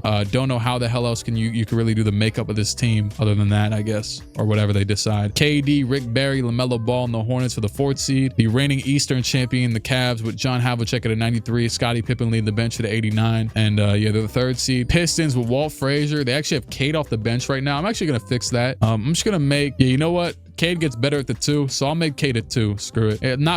If you look like not briefly, what's the word? Closely at like that little circle, the green circle, it goes up if you make him a 2, whereas Clyde's get worse. So we'll just make him the 2. Screw it. They'll start him eventually. But yeah, the Pistons, they're the 2nd seed, and the Pacers with James Harden and David Robinson are number 1. 56 wins in these. All right, round 1. We're gonna get out this round 1. Raptors, Hawks, Clippers, Magic, Bill Russell's Grizzlies, Wilt Chamberlain's Lakers. Let me slow down real quick just in case there's any close series. And yeah, actually, there's one game 7. It's between the Pistons and the Sixers. So maybe Cade Cunningham's shooting guard was the wrong move. Who knows? I don't know. But they did lose, though. You know what? Actually, screw it. Just in case. Cade Cunningham back to the 1, Walt Frazier the 2. There you go. That's what I was going to do originally anyways. Cade is a 96. Put the ball in his hand. That was the only upset at all. So yeah, screw it. Let's just keep pushing. The Pacers, you got Tyrese versus LaMelo, James Harden versus Rick Barry and KD, David Robinson versus Mo Wagner. You got the Cavs, John Havlicek against Elgin Baylor. That's a real good 60s matchup right there. Jerry Lucas against Evan Mobley. Joel Embiid's down to an 85. Just realized that he's the lowest overall in the starting 5. I feel like Joel, like as long as he plays, his overall will never drop that low. Maybe, probably near the end of his career, but I feel like Joel will just always miss enough games to where like you don't hoe his overall. You just kind of are like, oh, it's like, remember when D Rose, like in 2K14, D Rose like a 93 overall because he hadn't played in like 3 years. Anyways, AI versus Kobe, Mavs versus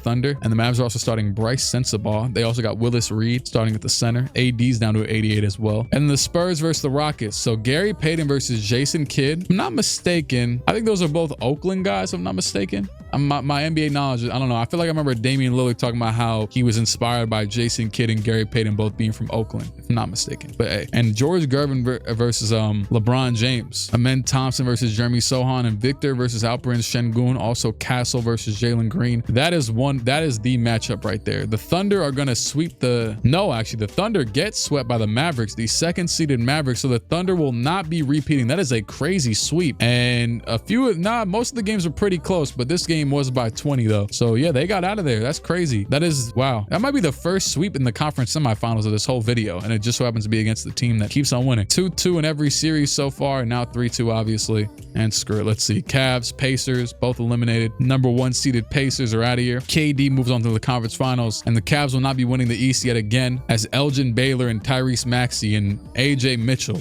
decide to get him out of here. And this is the series of all series right here. This LeBron versus Victor and everything. So I'm trying to see as much of this as possible. And well, we might get a chance to see this game here as long as it stays close. Hold on. Let me give it one. Okay. Yeah, screw it. Here we go. 4-point lead by the Rockets. 2:40 to go. Conference semifinals. I think either one of these teams will probably be the finals favorite, at least for me. Screw it. I'll show my bias. Victor or LeBron. This also gives them a chance to make some subs because as you can see, the 2K is always odd and Gary Payton's in the game, but LeBron is not right now. Also, Jabari Smith is at center. Pass to Eason, back to GP. What number did Gary Payton wear? Also, Gary Payton just looks mad old in this face scan. I don't know. It looks like he's like coaching the big three. Anyways, Whitmore to the rim. He gets blocked by Victor, and that's out of bounds. Okay, timeout called by the Rockets. So we're going to get the full subs into the final game lineups probably. And 9 seconds on the shot clock. A men's back. LeBron wearing number 25. Honestly, 25 works. Screw it. Let him rock it. Anyways, Green back to Bron. Bron in the post against Gervin. He's going to fade away over George, and that one is good. Shooter's roll, I guess, even though Bron didn't have much of that early in his career.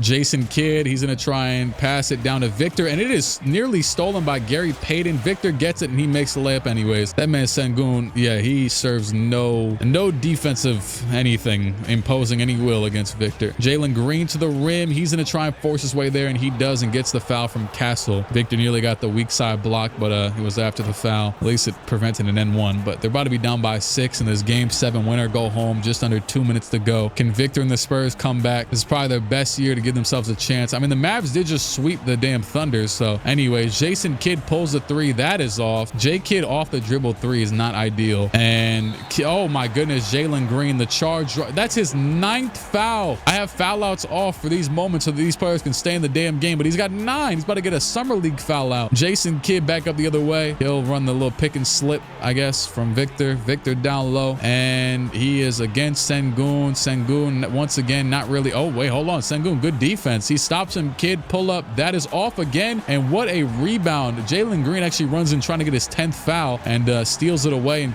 tips it to Sengun. And look at Jalen Green. He misses though. That was a good take, but hey, Castle other way, stops at the 3-point line, back to Victor. Victor against LeBron. Victor floater over Bron. That is good. Somehow he bullied LeBron out the way a little bit. I think it was more so like the momentum of who the hell knows. Anyways, George Gervin against Bron, playing good defense, but look at how much bigger than him Bron is. And oh my goodness, the block by Victor. Spurs with a chance, down by 4. Kidd up to Sohan. Sohan down low. He's going to go up and get fouled. We're going to see those one-handed free throws. Amen with his 4th, and Sohan, the first one is off. That is a bad miss at this point in the game. Second one, let me guess, he's about to miss 2. I can feel it. Nope, he made it. 47 seconds to go. Rockets back up the other way. 116, 113, 42 seconds to go. Bron, the screen by Sengun. Bron over the screen. He stops, he pops, and he gets fouled on the 3 by George Gervin. George Gervin, hey, I'm sorry, they did add that rule where you have to shoot 3s now. George Gervin, I know. Actually, George Gervin played with a damn 3-point line. What am I talking about? At least for like half of his career, maybe like a third. I don't know, because I don't know when George Gervin got drafted. I know he was kind of done once he was on that damn Bulls 84-85 team that's in 2K when he was like 80 overall. But that's definitely the end of his career. But he probably played like 15 years. Anyways, Kidd all the way, he gets fouled. That is Jalen Green's. Oh no, that's Gary Payton's 3rd foul. I thought it said 10th team foul. I thought I was about to see Jalen Green's 10th foul. Kidd hits both free throws, but this game's probably over with. Yeah, you know what? I'm gonna just get out of here. I'm not even gonna let them shoot the free throws. Yeah, let's just get out of here. 30 from Victor and the loss. Shout out to the Rockets for the all-around effort. Tyler Kolek with 5 points, and the Spurs are out of here. So we got the conference finals. Crazily enough, this is definitely the lowest seed to make it yet. Philadelphia, Elgin Baylor, Jerry Lucas, who I said maybe was the oldest team by like average or whatever. Both 60s players against Rick Barry and Kevin Durant. Matter of fact, I guess you consider that 2 Warriors legends. I'll give them that. And LaMelo could have been, but they drafted James Wiseman. So yeah, conference finals between them. And then the western side, you got the Texas matchup. Kyrie against Payton, Jalen Green against AI, LeBron against Bryce Sensabaugh, but also AD. Front court is definitely in favor of the Rockets backcourt overall wise is also in favor of the Rockets, but hey, we'll see what happens. And the Hornets go up with an easy 3-1. They're going to get the Sixers out of here in 4. KD with 40 to make his first finals appearance. So this is the first team that's with the Cavs and the Thunder, and really just in general, I guess it's going to be regardless of who makes it right now. These are the first teams of this video that are actually being led by the young rookie, whatever the hell legends. As yeah, the Rockets just won. So LeBron and KD are going to meet in the finals. I don't even know why I simcasted that. They won 4-1. But LeBron and KD, the conference MVPs, and we're going to have LeBron versus KD, Amen versus Rick Barry, Brandon Miller versus Jalen Green, LaMelo versus Gary Payton, and somehow Mo Wagner, the starting center, against Alperen Sengun. I don't even know, like, are the Hornets like more stacked outside of these top 5 guys? But they got Nick Smith, Miles Bridges, Trey Mann, Rui, Tijon Salon. Yeah, they just, oh, there goes Quentin Post, of course. How could we forget? They really do have a Warriors center rotation going on right now. And game 1, hey, it's a good fight still by the Hornets though. KD is cooking. 3-point lead with 1:20 to go. I'm gonna jump in for the hell of it. Power forward KD experiments obviously working well enough. And Tari Eason's actually in the game on him right now, which really the Rockets just have good defenders like top to bottom, except for center. And I mean, especially against when you were playing Victor. With Victor, yeah, Sengun stood no chance. But anyways, KD has some room from 3. He's gonna pass to him mad late. And back to LaMelo. LaMelo will pull a 3. That is all. Not the best shot with this much of a lead. Eason has the lane all the way. He gets fouled. That was a great way to press the break, potentially get 2 points off the board. Eason, the first free throw is good. And now starters will be get subbed back in. Second free throw by Eason is also good. 1:02 to go. Hornets with a 1-point lead. And just like that, it's anybody's game. I mean, I guess it was from the jump. But hey, LaMelo with Gary Payton on him. And Miller has some room on the left. LaMelo will get the screen from Mo Wagner. He's going to go over it and pull up a fall away midi. That is good. 48 seconds to go. Very composed offense there. No forcing, no nothing. Just a good shot. And Jalen Green will try and get to the basket, and he gets right around Miller. And that was actually typical 2K. Like, he got the blow by and then said, screw it, I'm going for the damn dunk meter. He said he's on my hip. Bet. Easy dunk for Jalen Green over Brandon Miller. And LaMelo now, he's going to take it right at the defense again. He goes behind the back, pump fake over Payton. He's going to take a fall away floater kind of thing. That is off. Payton back up the other way. He gets stopped by Miller. Pass down to Sengun. Sengun to Green. Green going right at KD. He'll go at him again. And Jalen Green, another poster dunk. Hey, that one was a little bit less definitive than the last one. Oh my goodness. You would think it'd be Braun doing this, but no, it's Jalen Green taking it right at the defense, back to back. I already know his knee cartilage not going to be thanking him for that in 30 years. And that is a 1-point lead by the Rockets. Just like that, the Hornets have kind of thrown this one away, but they have one last chance with 15 seconds to go. The ball's in LaMelo, no pun. And LaMelo, it looks like he might take Gary Payton one-on-one. He's going to step back. 6 seconds. He gets to the rim. Not really. He pulls up, and that is good. He was going to get to the rim, but instead he stopped, popped, and yeah, 4 seconds to go. Rockets with the ball, down by 1. Amen Thompson will pass in the ball, which is best for them because he can't shoot the damn ball. Passes into Jalen Green at the free throw line, and that is good. And Jalen Green might have just put the Rockets on his back for a finals game 1 win. Jalen Green was on one. The Houston Rockets take game 1 behind this dude. Shoot, I might give him finals MVP if they win this because he just won them a game single-handedly. After having that last game, he had 15 points. That's not bad. He was also 1 for 8 from 3. He missed all of his shots from 3. And when he got in the lane, he was dunking on you no matter what. But yeah, after that last game with all them fouls, he only had 1 this game. Don't worry. Oh my goodness, Amen Thompson had 9. This really never happens in this game. Usually I do it just, they'll get like 6, but 9 though? Yeah, whatever. Y'all ever like be playing and you've probably seen in my videos too, where sometimes a player will get like 6 fouls in the first 14 minutes and it's like the dumbest thing ever. It's like they would never even be played at that point in the game for that to happen if that was the case. All right, game 2 still in Houston, and it looks like it's gonna be a Hornets. Oh wow, it just got really close to, never mind, 25-25 fourth quarter, I guess, and it's now a 2-point game in favor of the Hornets. 1:08 to go. LaMelo, the screen by Mo Wagner. He goes over and he will pull up a fall away 3. That is off. Very LaMelo type of shot. Maybe not the animation itself. I don't have the custom animations on in this that I actually been using in my LaMelo thing that I've been doing. And oh my goodness, LeBron with the spin into the dunk to tie the game at 121. LaMelo, another pull-up 3. That one is good. Yeah, they got his tendencies right. He's just chucking. And 41 seconds to go. Braun now still down, but he's against Nick Smith somehow. And oh my goodness, LeBron with the charge. His first foul, crazily enough, and they are going to have the ball. The Hornets up by 3 with 36 seconds to go. Well, LaMelo just chuck again. Probably not over Gary Payton, but he might take the shot again, though. Screen, and oh my goodness, he's got some room. He pump faked it, and he's going to give it to Mo Wagner. Mo Wagner, the steal by Sengun. Why would he even put it on the ground? I'm not sure. Jalen Green will take the easy 2. Maybe he should have taken the 3, but either way, they're going to force the Hornets to the line now. You know what? They're either way, they're in a much better situation than they were a second ago. Barry will pass the ball into KD, and that is a foul. KD, the first one is good, and the second one is also good. So no timeouts. Rockets, I mean, either way, 15 seconds to go. Just don't give that ball to Amen, please. He's actually staying inside the arc, it looks like. Oh, Braun gets fouled. Okay. I don't know if that's what you want to do right now. Matter of fact, that's actually more accurate to real life, because in real life nowadays, they foul so much when they're down by 3. You know, that might be the one thing about 2K that's better right now, is that they don't do those damn fouls when they're up by 3. And what is it called again? I can't think of the terminology for it. Basically, though, you'll know what I'm talking about. When teams up by 3, they say, screw it, we're not letting you shoot the 3. We're just going to foul you, put you on the line. And oh my goodness, Jalen Green is open, and look at that. The pass is thrown out of bounds. They had no, Amen Thompson got it off the inbound, and they made him try and throw a Kevin Love pass, but we found out today with the left too. Are you sick? He is not Kevin Love. Yeah, ball goes straight out of bounds. That man was throwing a damn a Johnny Manziel Browns pass or something. I don't know. Not college. And what's crazy part is it doesn't even hit Green's hand. It hit the magnetic force field, and he somehow redirected it. It wouldn't even mattered, I guess. Is he not already stepping out of bounds? He's about to. Yeah, whatever. And just like that, the Hornets are going to win. Can I simcast out of this? Yeah, we're okay. 30 from LeBron, 35 from Rick Barry. All right. Game 3, series tied 1-1. So far, this has been the most jam-packed, action-packed series yet. Imagine though if Jalen Green would have caught that and hit the 3. That would have been another Jalen Green moment as Tari Eason hits the shot. But the Hornets have the ball up by 4 right now, so they're going to win this game. Jalen Green with 28, almost said Jeff Green. 34 from KD, and they win to go up 2-1. Rockets backs against the wall a little bit, trying to force them to not get a 3-1 lead. And oh my goodness, all these games have been insanely close. Amen Thompson with the missed 3-point shot, it says.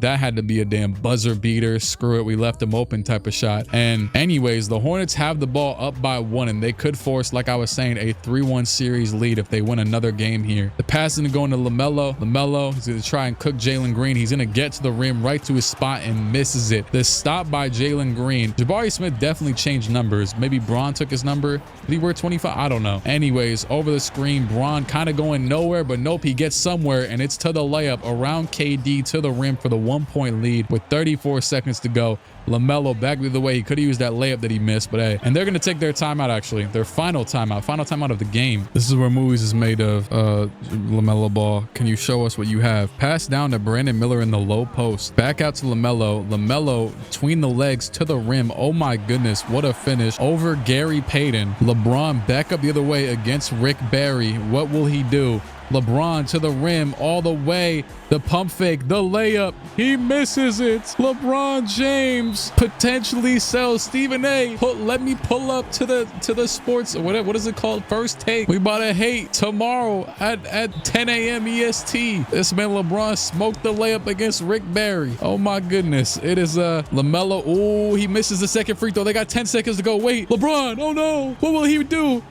He's got it. LeBron over the screen. He's going to go all the way. He pulls up and he misses it. Oh my goodness. LeBron James. He missed the shot. Oh my goodness. Go back. Go back. That is one of the worst, especially from like LeBron. Like I'm not looking at, I've seen bad misses in 2K, but and I need a view right now. Hold on, right here. 2.2 seconds left. Right here, he stops thinking, oh, am I not going to get to the rim before No, you got a second and a half, dog. You got more than enough time. The other day, I seen Josh Hart catch the ball at the right wing 3 when they were playing the Lakers and drive to the damn rim and try and get there in 0.6 seconds altogether. So your stupid self should have went to the rim here, because what are you doing? LeBron, LaMelo Ball on you and you're scared to go put him in the rim? Jalen Green would have never. Jalen Green would have never. I'm about to give Jalen Green the Finals MVP in the loss. I don't give a damn. They're down 3-1. What if I do that in these type of videos? I do the Finals MVPs, like just as screw it, why not? Okay, Okay, well, the Rockets are going to win the next game by 8. So they could have been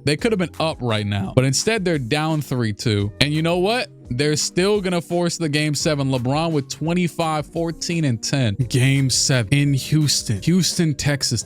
Oh my goodness. LeBron James. I look, he wanted to stop to jump in, but I missed the cue. LeBron James has done it. The 3-1 comeback in the first rookie legend led ring of the entire video. LeBron James will have overcame the 3-1 deficit. I get it. Okay, that's why he missed the shot. He just wanted the adversity. My bad. Oh yeah, it makes sense because that was a stupid shot, but he was just toying with the lead. Can I see what Jalen Green averaged? 18. I'm gonna give it to LeBron. It's okay. He came back from the 3-1. I don't know though. 18, 2 and 2. Okay, let me stop. LeBron got it. Whatever, man. Goodbye, Dame and Vooch. Sayonara. Man, Dame was getting traded too much anyways. That was a wild playoff run. And of course, Bron is the first rookie legend to win a Finals MVP after the Thunder repeated the exact same outcome against the Cavs 2 years in a row. All right, draft lottery. Okay, the Kings actually have the Wizards first round pick this year. We'll see. Yeah, probably. Kings, Warriors, Heat, and the Pelicans. It's gonna go to the Kings, the Knicks, the Warriors, and the Bulls. Oh, okay, the Knicks had the 6th odds and the Bulls had the 8th odds, so that's how they jumped up. And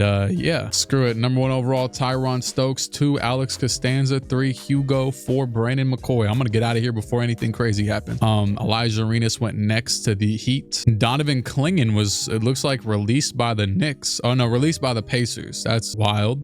So was his former teammate Robert Williams, and so was Toumani Camara. A lot of good players out here. He signed with the Sixers. He'll probably replace Embiid, and the Magic get there. Alonzo Ball to the Bucks. Oh, all right. Well, LeBron's up to a 98, so he's definitely in the elites of the league now. Or he already was, but yeah. Wilt's a 98 as well. Kareem's a 96. Shaq's a 95. Oscar's a 95. Bill's a 95. Jordan is. Chris Paul, Kobe, KG. Then shortly after, you got KD, David Robinson, Magic, Steph Curry, Hakeem, Kawhi, Allen Iverson, Carmelo Anthony, Larry Bird, John Havlicek, Julius Erving. It's a lot of players. Yeah, you get it. Matter of fact, who's still not a 90 at this point? Even Willis Reed made it. He damn near got rejected from the league. But at 89, you still got Dwight, still got Chuck Barkley, still got Steve Nash, Bob Cousy. So maybe some of these guys are fake peaked. Probably not, but we'll see. George Mikan's also still an 89. I think Moses Malone glitched as well, because I saw this when he was like an 88 and Wilt was way higher. Yeah. All right. Yeah. I went and looked over every single player to make sure. And I think I fixed just about everyone who was starting to peak a little too early. Like Dwight Howard, they said he had peaked already. That's nasty. I think it's been a few years since I've checked trades in a general sense. OG for Nolan Traore, Andrew Wiggins for Moses Moody. That's kind of funny. Donovan Clingan and Kelly Oubre for Karl Towns, which is insane because the Knicks had Donovan Clingan in the first place, but now they trade him for a center who also is mad again. And Cat's still in 92. He is 33 though. Maybe they low-key won. I don't know. Who knows? This year in the All-Star game, you got Oscar,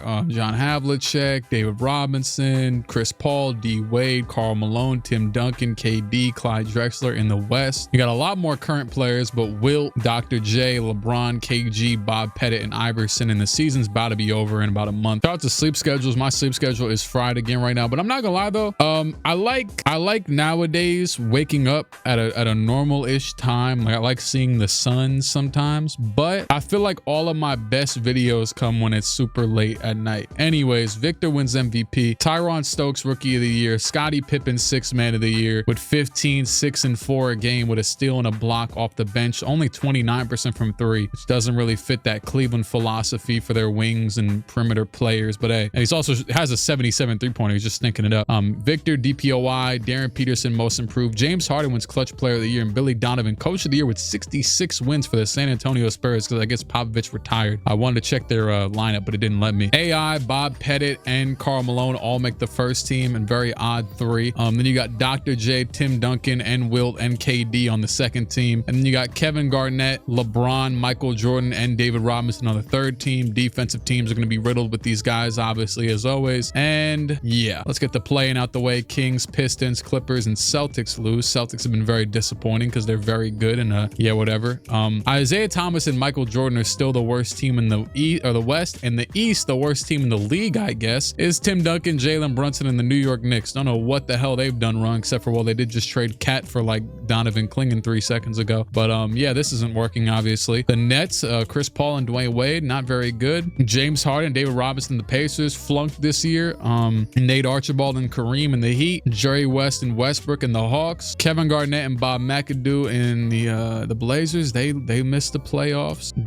But a lot of these teams are, what's it called, similar culprits to most years, although the Wolves are also missing the playoffs. I think they missed it last year too. Steph Curry missed it. And yeah, also league leaders, D-Book led in points, but Iverson was right behind him. Rebounds was Tim Duncan, actually, because the Knicks were bricking half of their shots, it seemed like. AI was second in the league in assists as well as second in the league in points. That's kind of insane. In real life, he never passed the ball this much ever. He also led the league in steals. Where were the Dallas was the 5th seed? I would have damn near just gave him MVP, honestly. But the Spurs did win 66 games, which was far and away. That's 14 games better than any other team in the league. Because the East and the West, everybody else, there's a couple teams that tied at 52 wins. Them being, oh, finally the Bucks. Lonzo Ball and the Bucks, as he's the new signing over here. They have an insane defensive starting five. I'm going to check right now. They have to be the best defensive team in the league, or at least, yeah, the Spurs. Okay, Bucks are up there, but they're not the best. Somehow the Hornets are better, even though they barely have. They have Mo Wagner leading the second best defense in the league. Okay, yeah, Shaq led defense. So that's fair. Yeah, the Mavs are still pretty good at this. Yeah. Anyways, the Bucks have an insanely good lineup and defensive lineup in general, with Lonzo, Edgecombe, Kawhi, Giannis, and Hakeem, with Grady off the bench. Still got Bobby Portis. The Hornets are the 1st seed, well, tied with the Bucks, as yeah, they're trying to repeat their Eastern Conference championship. Brandon Miller is currently off the bench for some reason. That's fine. Raptors are the 3rd seed. There goes OG back on the Raptors, I guess, with Quickly all together again. The Magic are the 4th seed in the East. The Bulls are the 5th seed. Dwight Howard, James Worthy and company. The Wizards are the 6th seed. Oh, finally. The white man duo of Dirk and Larry Bird goes all the way up to the 6th seed, clinching a playoff spot, no play-in needed. The Cavs actually dropped to seed 7. Scotty is starting currently, even though he won 6th man of the year, and Havlicek is off the bench. Everything else is about the same. Philadelphia is the 8th seed, with Cat taking Embiid's spot, as he hasn't hit his fall off yet, and Embiid is he's all the way down here now. I don't even know if he barely plays. But yeah, Elgin and Jerry Lucas obviously starting, leading the way alongside McCain and Maxey. And then the Pistons missed it with Cade and Walt Frazier and Malone, and then the Celtics missed it as well, as we saw. The Clippers with Dr. J, still a horrendous supporting cast on this team for Dr. J and Bob Cousy, but considering the circumstance, they're doing pretty decent with that. And then the Kings missed it. The Grizzlies in the West are the 8th seed, led by Ja, Dominique, and Bill Russell. The Lakers are the 7th seed, led by Luka, shooting guard Bronny James, Moses Malone, and Wilt Chamberlain. This is just a bunch of things that don't feel like they should be mixing together, but it works. The Nuggets are finally back in playoff contention, with RJ Barrett off the bench, Nikola Jokic, Barkley, Pierce, and also Cameron Boozer off the bench. They just have too many bigs. And the Mavs, AI's Mavs. The Pelicans, actually, with John Stockton and Magic starting alongside each other. Zion at the 4 still, Cooper Flag. Yeah, this was bad. They had to get good eventually. And then the Thunder, the Rockets, obviously, you know, the Rockets, reigning champions, and the Spurs. So round 1, Spurs, it looks like, going to make quick work. The Thunder just got eliminated? The Thunder got swept by the Nuggets another time. Didn't the Thunder get swept like last year or something too? Yeah, Pete Maravich with 33 points. Not enough points, I guess. RJ Barrett, Jokic, Jeremiah Fears, Cameron Boozer, Paul Pierce, Charles Barkley get the Thunder out of here in 4 games as the 6th seed. The first elimination is an upset. Same goes for the Cavs, actually. They go from the play-in to the 2nd round very quickly. They sweep the Bucks, and yeah, partially this doesn't surprise me. I told you, these damn Giannis-led teams always stinking too. Or maybe it's just a Bucks curse. No, but there was a video I was doing where I think I traded for Giannis in the Western Conference, and he's still stunking up. I don't know what they did to him in this game, but he can't win. All right, well, there's still a few series left. Screw it. Let's see. Okay, Chicago takes a win. The Lakers are going to lose in 5 to the reigning champion Rockets. So LeBron and his team with Gary Payton, Jalen Green, and Sengun gets Wilt Chamberlain, Luka Doncic, Bronny James, his son, and Moses Malone the hell up and out of here in 5 games. Yeah, probably a good way to teach your son how to win, by beating him in a playoff series. Probably good discipline. Raptors, and okay, we got 3 game 7. So the Raptors versus the Wizards, and the Raptors are making quick work of them. So Shaq and Scotty Barnes move on ahead of Larry Bird and Dirk, but a good first year, you know, debut for Dirk and Larry Bird, as Dwight Howard and the Bulls are going to play the Magic led by Reggie Miller, and it looks like Reggie Miller's going to come up triumphant as Paolo with 39, Reggie with 29, Bernard King with 27 and 13 assists. That's definitely a lot of assists for Bernard King, but screw it. I guess he's taking a career, you know, arc turn or something. Anyways, Mavericks absolutely frying in the second half to take this win as the Pelicans are going to get eliminated. Cooper and Zion combined for almost 60 points. Magic and John Stockton ran around and passed the ball a lot, but Allen Iverson did a little bit of both. 36 and 13 points to move on to the second round. And in this second round, okay, so Nuggets versus Rockets. You got LeBron, Amen, and Sengun, and Jalen and Gary against, for some reason right now, they have Paul Pierce and Charles Barkley off the bench for RJ and Cameron Boozer. But either way, you got those two, Jokic. They're probably going to lose. Oh, they won game one. They did just sweep the Thunder, to be fair. Anyways, I started simulating the series. The Spurs and the Mavericks will get another rematch. I kind of like 33 on AI. It looks wrong, but it looks right too. I don't know. Nah, it doesn't. It looks right on the front of the jersey. It probably looks terrible on the back because like the font is small anyways. Maybe the Mavs jersey is kind of decent. Anyways, yeah, that series again. Charlotte 1 seed versus Paolo and the Magic. KD versus Paolo. Got Scottie Pippen versus Shaq. And yeah, let's see how these go. Okay, Spurs are going to lose in 6 games. So the number 1 seeded Spurs, the 66 win Spurs take another loss. Their first 4 losses of this playoff run to the Dallas Mavericks. And yeah, Kyrie, Allen Iverson, Willis Reed, and AD will move on to the conference finals. And the Hornets are going to lose in 6 games as well. So both number 1 seeds lose in 6-game series. We got a game 7 between the Rockets and the Nuggets here. And the Rockets are kind of taking it. Let's see. Yeah, the Rockets gonna win this one. Why did it just get, you saw that. I wasn't that close. Anyways, Gary Payton, LeBron, and Jabari Smith all had 21 points to win this, barely. And the Raptors and the Cavs in game 7. The Cavs obviously have a lot of Eastern experience getting out of the playoffs, but they're gonna lose now yet again. Pippen with 27, but they lose to Trey Johnson, Scotty Barnes, Shaq, and Steve Nash. So the Eastern Conference matchup is Jalen Suggs versus Steve Nash, Reggie versus Trey Johnson, Bernard King versus Brandon Ingram, Paolo versus Scotty Barnes, Robert Williams versus Shaq, and also Franz is off the bench for the Magic as well. And the Raptors have like OG and a bunch of other stuff. In the Western side of things, you got Kyrie versus Gary Payton, AI versus Jalen Green, Bryce Sensabaugh still starting against LeBron, AD versus Jabari Smith, and Willis Reed against Sengun. We've definitely seen this matchup before because I remember saying LeBron versus AD for sure. And the Raptors go up 3-0 and 4-0 over the Magic. Get them out of here quick. And the Mavs will go up 3-2 over LeBron, over the reigning champions, but you know LeBron likes a deficit, so maybe not. Okay, yeah, this isn't really Gafford offensive foul. Okay, so that means that the Rockets have the ball with 32 seconds to go. With 32 seconds, Houston's possession. Can they do it? Can they bring this game back? LeBron with no headband on, full head of hair, wearing the 2K generics, prime time. He takes a timeout, the last timeout for the Rockets. I mean, even if they, yeah, we'll see what happens. All right, here we go. A man in the game once again. Good that he's passing. Oh my God, it almost wasn't. Bryce Sensabaugh on LeBron. LeBron gets right to the rim, gives it to Jalen Green for no reason, and that is still a goaltend on Willis Reed. I don't know what. Oh, Taylor Jenkins is the coach of the Rockets. Shout out to Ime Udoka. I guess he's out of there. And I'm trying to see who's the coach of the Mavs. Maybe it's still Jason Kidd, even though he's playing in the NBA right now. I think I see him over there. Yeah, it's got to be. Yeah. Anyways, Iverson trying to cook. Wait a second. I have my. Hold on. Let me.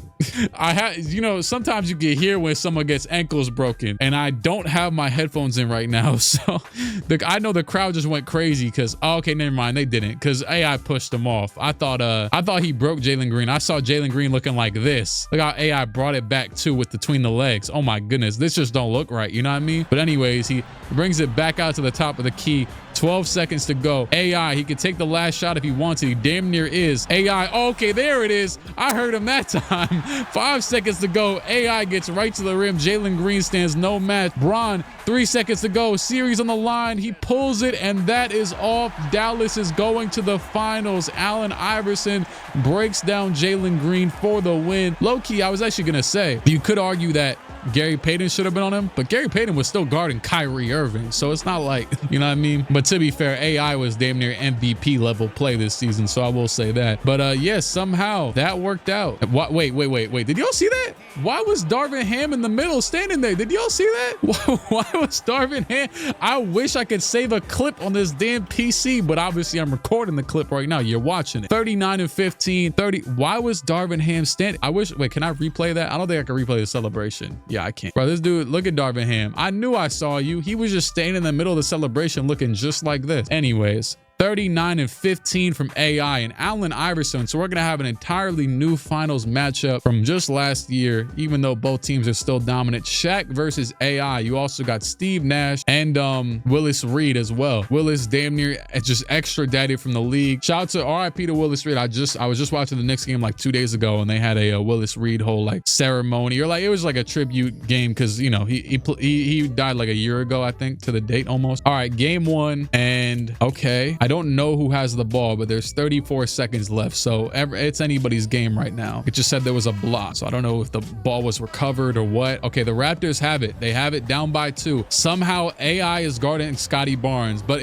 I know this play off rip though. They're gonna run a pick and roll with Shaq, I'm pretty sure, the second the ball gets passed. Oh my goodness, it was almost thrown away. OG in the game wearing number 8. He used to wear number 3 with the Raptors, but they switched it, I guess. And yeah, Shaq pick and roll. Scotty, oh my goodness, he has a lot of room though. Scotty's gonna go all the way, but Derek Lively with the defense. And wow, great help from Lively, and that might be a Mavericks game 1 win. I'm gonna let them get to the line at the very least, and then actually we're gonna watch these free throws for sure because he might miss one. It's probably gonna be Kyrie's looking like Kyrie fouled by Nash. 2 foreigners, Nash a Canadian, Kyrie I guess an Australian. And first one is good. Second one is also good. Toronto down by 4. Game is probably over, but screw it. We'll look at the shot attempt anyways. Nash up the other way. Nash, does he want to pass the ball? No, he actually just fried Kyrie, got to the rim, does a nasty spin and takes the layup. Okay, I mean, you know what? They still got a shot. So that was one of the weirdest drives I've ever seen.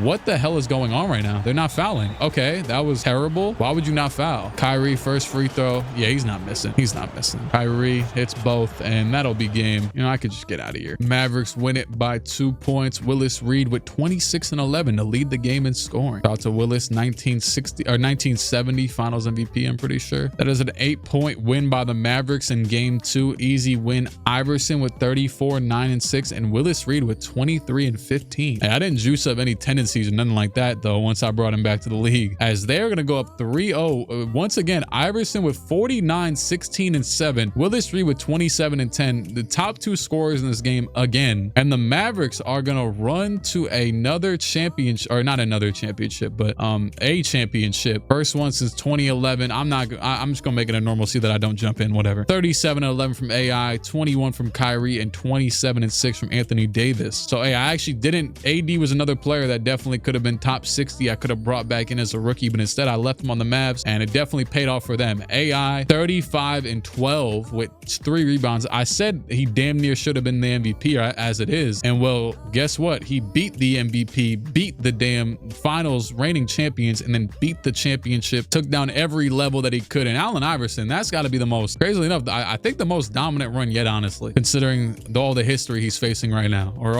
everything I just said basically. I don't know if that's really history. I mean, I guess that everything's history. I don't know. Dennis Schroeder retired. Who the hell are these guys? The Pacers have the top 2 pick odds from themselves and the Knicks. I think that's somehow probably tied to that Donovan Clingan to the Pacers trade. Why would they even give a pick? Well, maybe that was for Nembhard. I don't know how that makes any sense. Anyways, they are gonna get the 2nd pick, the 4th pick, the Hawks get the 3rd pick, and the Nets get the 1st pick. Although we have yet to really see, except for maybe Cooper Flag, any of these players have like a huge impact. Let's see if any of these picks get traded. Mahmoud Landor to the Nets, Paul Osaruyi, and then yep, okay, none of these picks are getting traded, it looks like. Clingan is a free agent again. He signed a multi-year deal with whatever team he went to, so that's pretty funny. He now has signed with the Hawks. I mean, Clingan is a locker room cancer, I guess. Yeah, as the league gets better and better, there's more and more players just getting waived and just thrown out here into the open fire. Claxton might actually start with the Hornets if they still had Mo Wagner starting at center. Anyways, player progression, you know, you see Shaq and Nash. I think we're just about reached almost all these guys' caps. Wilt's up to a 99, Bron's a 98. He'll probably still get better though, but if he doesn't, we ball. Chris Paul 97, Magic 97, Shaq, Hakeem, who still has the A in his name or whatever, I guess he always did, but you know, the no H. Steph, Oscar, Bill Russell, Kareem, you see it. Yeah, I did check Michael Jordan to make sure he's gonna reach a 99 like last year, and he should at some point, but it doesn't really matter if you're not winning ever. Why is he wearing number 30? That's disgusting. Maybe that's the problem. I don't even know if 23 is taken. I think Lauri Markkinen has 20, but 23, but I'm either gonna give you you, yeah, we won't give you 45. Screw it. Wait, this was Donovan Mitchell's number, but hopefully don't retire it anytime soon. I don't even know if it's going to get retired in real life. Probably not. I don't know. All right, well, this is season, I want to say number 5 already. As yeah, we had the 2 Thunder rings and LeBron and AI so far. So none of the new dudes, none of the rookie legends have won any of the championships yet. This year, all-star teams in the East, you had D Wade, Oscar, Tim Duncan, KD, David Robinson, Chris Paul, Karl Malone, Rick Barry, Elgin Baylor, Clark. It's mostly legend guys now. Only ones who aren't, you can count them off on one hand. I think just Cade, Jason Tatum. That it? Pretty sure. In the West, you have a lot more current guys, but you got Luka, Allen Iverson, Steph Curry, LeBron, KG, Julius Erving, Bob McAdoo, and Michael Jordan. Another elite. I don't know any of these guys in this dunk contest except for Ace Bailey and I guess Ian Jackson. I don't know. So screw the dunk contest. But a 3-point contest pretty damn good though. You know, let me see some award races. Oh, AI might get that MVP. Actually, looks like it's gonna for sure at least be one of the legends. Either AI, LeBron, or Karl Malone are top 3 right now. And then you got Jerry West, 6th Man of the Year race. That's kind of, yeah, that's what's up. Also, Pete Maravich is up there. John Stockton. Bill Russell's leading for DPOI actually over Victor. I know 2K though. They're about to give it to Victor anyways. Clutch player might be Wilt. That's kind of funny. That's what the hell is. I mean, Wilt gonna do that damn post hook in the clutch, little post fadeaway every single time down. Victor still wins MVP. This is annoying. I told you they were gonna do it. Look, he gonna win DPOI. Oh no, DPOI was Tim Duncan. All right, well at least he got that. Jerry West, 6th Man of the Year, and Wilt Clutch Player of the Year. Billy Donovan, Coach of the Year again for the Spurs. Well, you know, hey, that MVP don't matter if you don't perform in the playoffs. Let's see it. Still no rings for Victor, but Tim Duncan, AI, and Wilt make the first team. You got KG, David Robinson, Karl Malone, and Elgin on the second team. And in the third team, you got KD, Dr. J, Curry, and Jordan. Defensive teams, once again, just riddled with these guys, of course. And then out of the play-in, screw the play-in. Warriors, Sixers, Kings, and Wizards all lose. So league leader in points was AI, then Curry, and then Jordan. Rebounds was Tim Duncan, Russell, and Abdul-Jabbar. And then AI led in assists this year. So yeah, he's just on one. Steals was Mike, blocks was Tim Duncan, and 3-point percentage was Reggie Miller. The worst team in the league was the Knicks again. So Tim Duncan won DPOI on a team that was the worst team in the NBA. That definitely would never happen. That's why I said that Victor shouldn't have won in real life last year, but just because it just doesn't, it's not going to add up, and he's going to win one eventually. But it's kind of sad though, because he would have won it this year. Hopefully he gets healthy soon, because he does need to win one sometime soon though, because Victor could damn near win 10 of them things. They gonna call it the Victor Award in 50 years. The Grizzlies were also trash. Screw. Let's focus on the good teams. Spurs, LeBron's Rockets, Luka and Wilt's Lakers. Bronny is still starting at the 2. Is he at? Oh, okay, he is a shooting guard. That's what's up. I mean, he's still the 5th best player on the team overall wise. So that is kind of cool by having all the contracts and stuff off, because these guys only leave if they get traded or waived. So Bronny's just still here, because I feel like a lot of times on 2K he gets off the Lakers. The Nuggets, who are pretty stacked, but in a weird way. They also got Trey Murphy now. Shout out Trey Murphy. He was just getting buckets this season in real life. The Mavericks, reigning champions, 5th seed. I want to say yet again, I think they were 5th seed last year too. Thunder actually down to the 6th seed, which it might be about that time to get Hartenstein out of the starting 5, but I'm gonna let it rock for now. Clippers, they did make it as the 7th seed.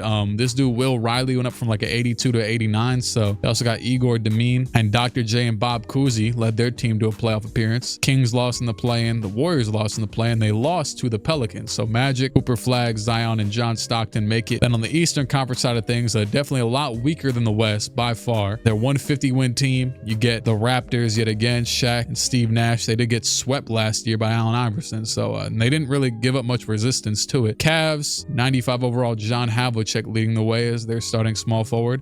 Walt Frazier, Karl Malone, and Cade Cunningham, the 3rd seed. 4th seed, the Hornets again. 5th seed, the Bulls again. 6th seed, Chris Paul and D Wade in the Nets. They got Brandon Clark at center, and what's his name? Cam Thomas off the bench. The Wizards yet again make it, although they actually have AJ DeBonsta starting over Larry Bird right now. That was one of their many draft picks. They also got Ace Bailey, so they've made a lot of draft picks from being trash. Those for maybe they're, maybe they just knew the system. Actually, that was a good little finesse, because there's really no other way to get much better in this. So hey. And then Bernard King, Reggie Miller, and the Magic with Paolo make it as the 8th seed. It says the Hawks made it, but I think they're lying, because oh no, they did. Wait, the Magic made it. How did the Wizards didn't make it? For some reason they have an X next to their name, but they missed it. So I don't know why they're lying to me. But Russell Westbrook, Jerry West, Trae Young, and the Hawks, who 2 of those guys are off the bench with Dyson Daniels at the 2. I mean, rightfully so, because they got a bunch of they got 2 other 90s in the backcourt damn near. So I know Zachary is not in the backcourt, but whatever, close enough. We'll say on the wing. All right, round 1, and the Lakers are gonna advance, and yet again the Thunder out of here in 5 games. So I'm actually gonna, you know what, I'm gonna go ahead and switch up for the Thunder real quick, just because how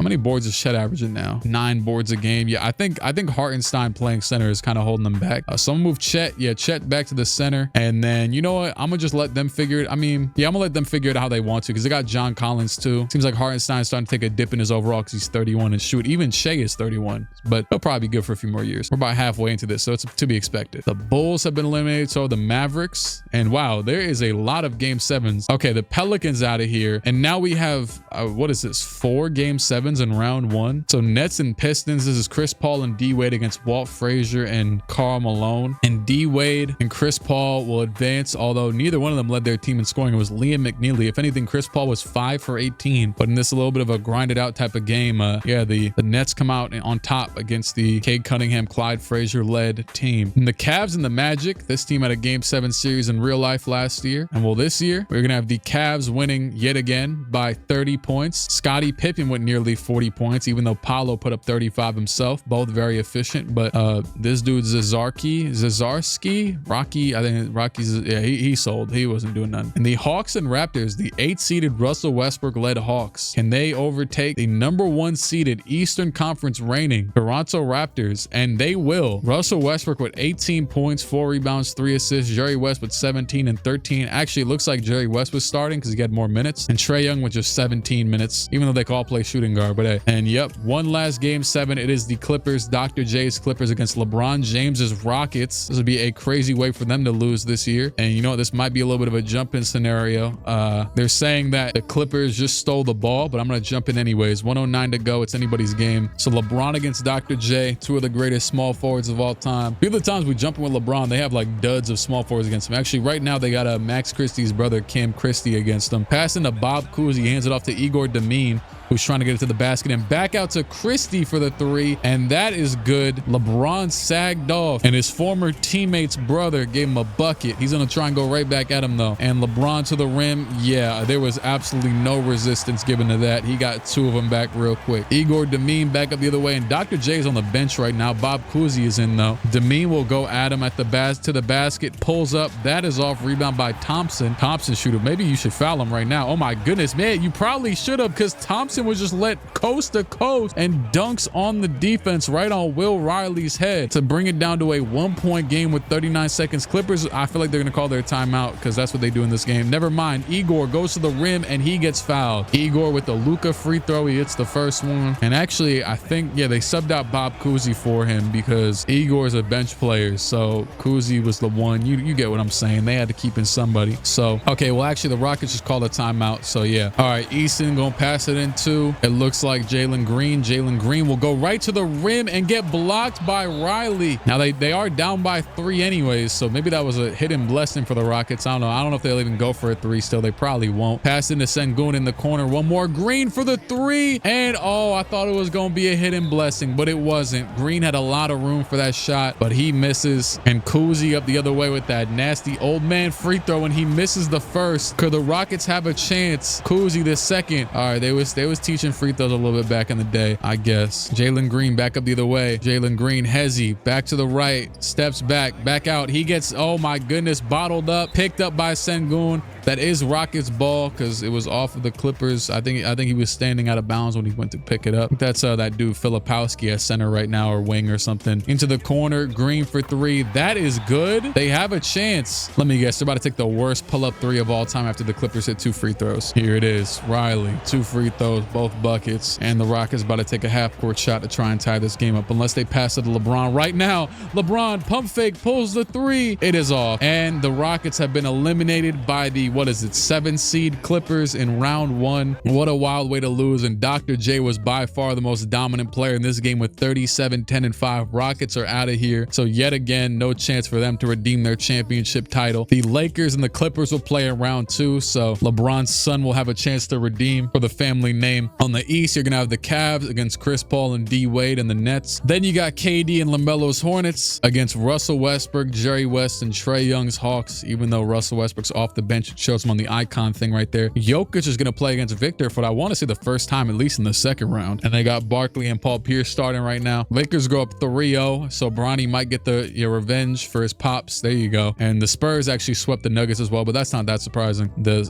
Victor is just different. And it's actually going to be a lot of gentlemen sweeps and sweeps in general. So we're going to have Scottie Pippen, and actually they have John Havlicek starting over Donovan right now, which is kind of random. I guess that is kind of ideal though. If Donovan, I think Donovan could play the one though, if they wanted to. So they could just do that, but shoot, I'm not gonna be the one to change it. They're winning a lot of games. So anyways, against KD, LaMelo, Brandon Miller, whatever the hell else, Rick Barry, and then Luka, Bronny, Moses Malone, Wilt against Victor. Wilt against Victor, I think for the first time that we're looking at least. Stephon Castle, Jason Kidd. They probably still got Fox. I have no clue. I don't think I checked trades this year. Any crazy ones? Presses Achua from Mitchell Robinson. That's what's up. Shout out to the Knicks. Josh Hart for a first round pick. He was in the Suns anyways. And Herb Jones for Deron Reed. Donovan Clingan traded again. He signed with a new team and got traded again within 3 seconds to the Jazz. All right, both series 1-1. 3-1 now for the Hornets. Will they finish it off? And they will. 4-1 for them. And so will the Spurs. So we are going to have a Spurs versus Hornets final. So definitively a new champion, although we have seen the Hornets here before when they blew a 3-1 lead to LeBron James. Can they redeem themselves, or will they get absolutely whooped by the damn by Victor? It doesn't look like that. Shoot, the Hornets take game 1. Stephon Castle with 25, but Rick Barry with 44 on 17 for 21 shooting. Game 2 back in San Antonio. Yet again, it looks like, shoot, the Hornets are making San Antonio their home. Rick Barry 26 and 11 for 17 shooting. Next game still in Charlotte, and this is going to be a win by the Spurs finally. 28 from J Kidd. Definitely the least blowout game so far, so the Hornets are still in good control, but the Spurs are trying to fight back. They're trying to make Charlotte their home. Who knows? Maybe we're due for an expansion. I don't know what the hell I'm saying. Jason Kidd 28, Gervin 24, Fox 20, Castle 20 in the win. Good games overall from both teams, but just a better game from the Spurs. And oh my goodness, are they about to blow another lead? The Hornets lose by 13. LaMelo with 31, Rick Barry with 27, KD was 6 for 15 with 14, 10 and 8. Not a terrible game, but Spurs had better games all around, and it looks like they shot way more free throws. Oh my goodness, 45 free throws to 17. Someone wants Victor to get a ring, and it's not me. No, I mean, I'm here for it, but I mean, not in that way. And the San Antonio Spurs, your 2030 NBA champions. Victor, I think, leads the team in scoring for the first time in this run, at least in one of their wins. At least in this game, the free throws were a lot more normal, and they won by 30, so there's no excuses there. But the Spurs, Victor, oh wow, Jason Kidd finals MVP as Victor won the regular season MVP, so that's kind of funny.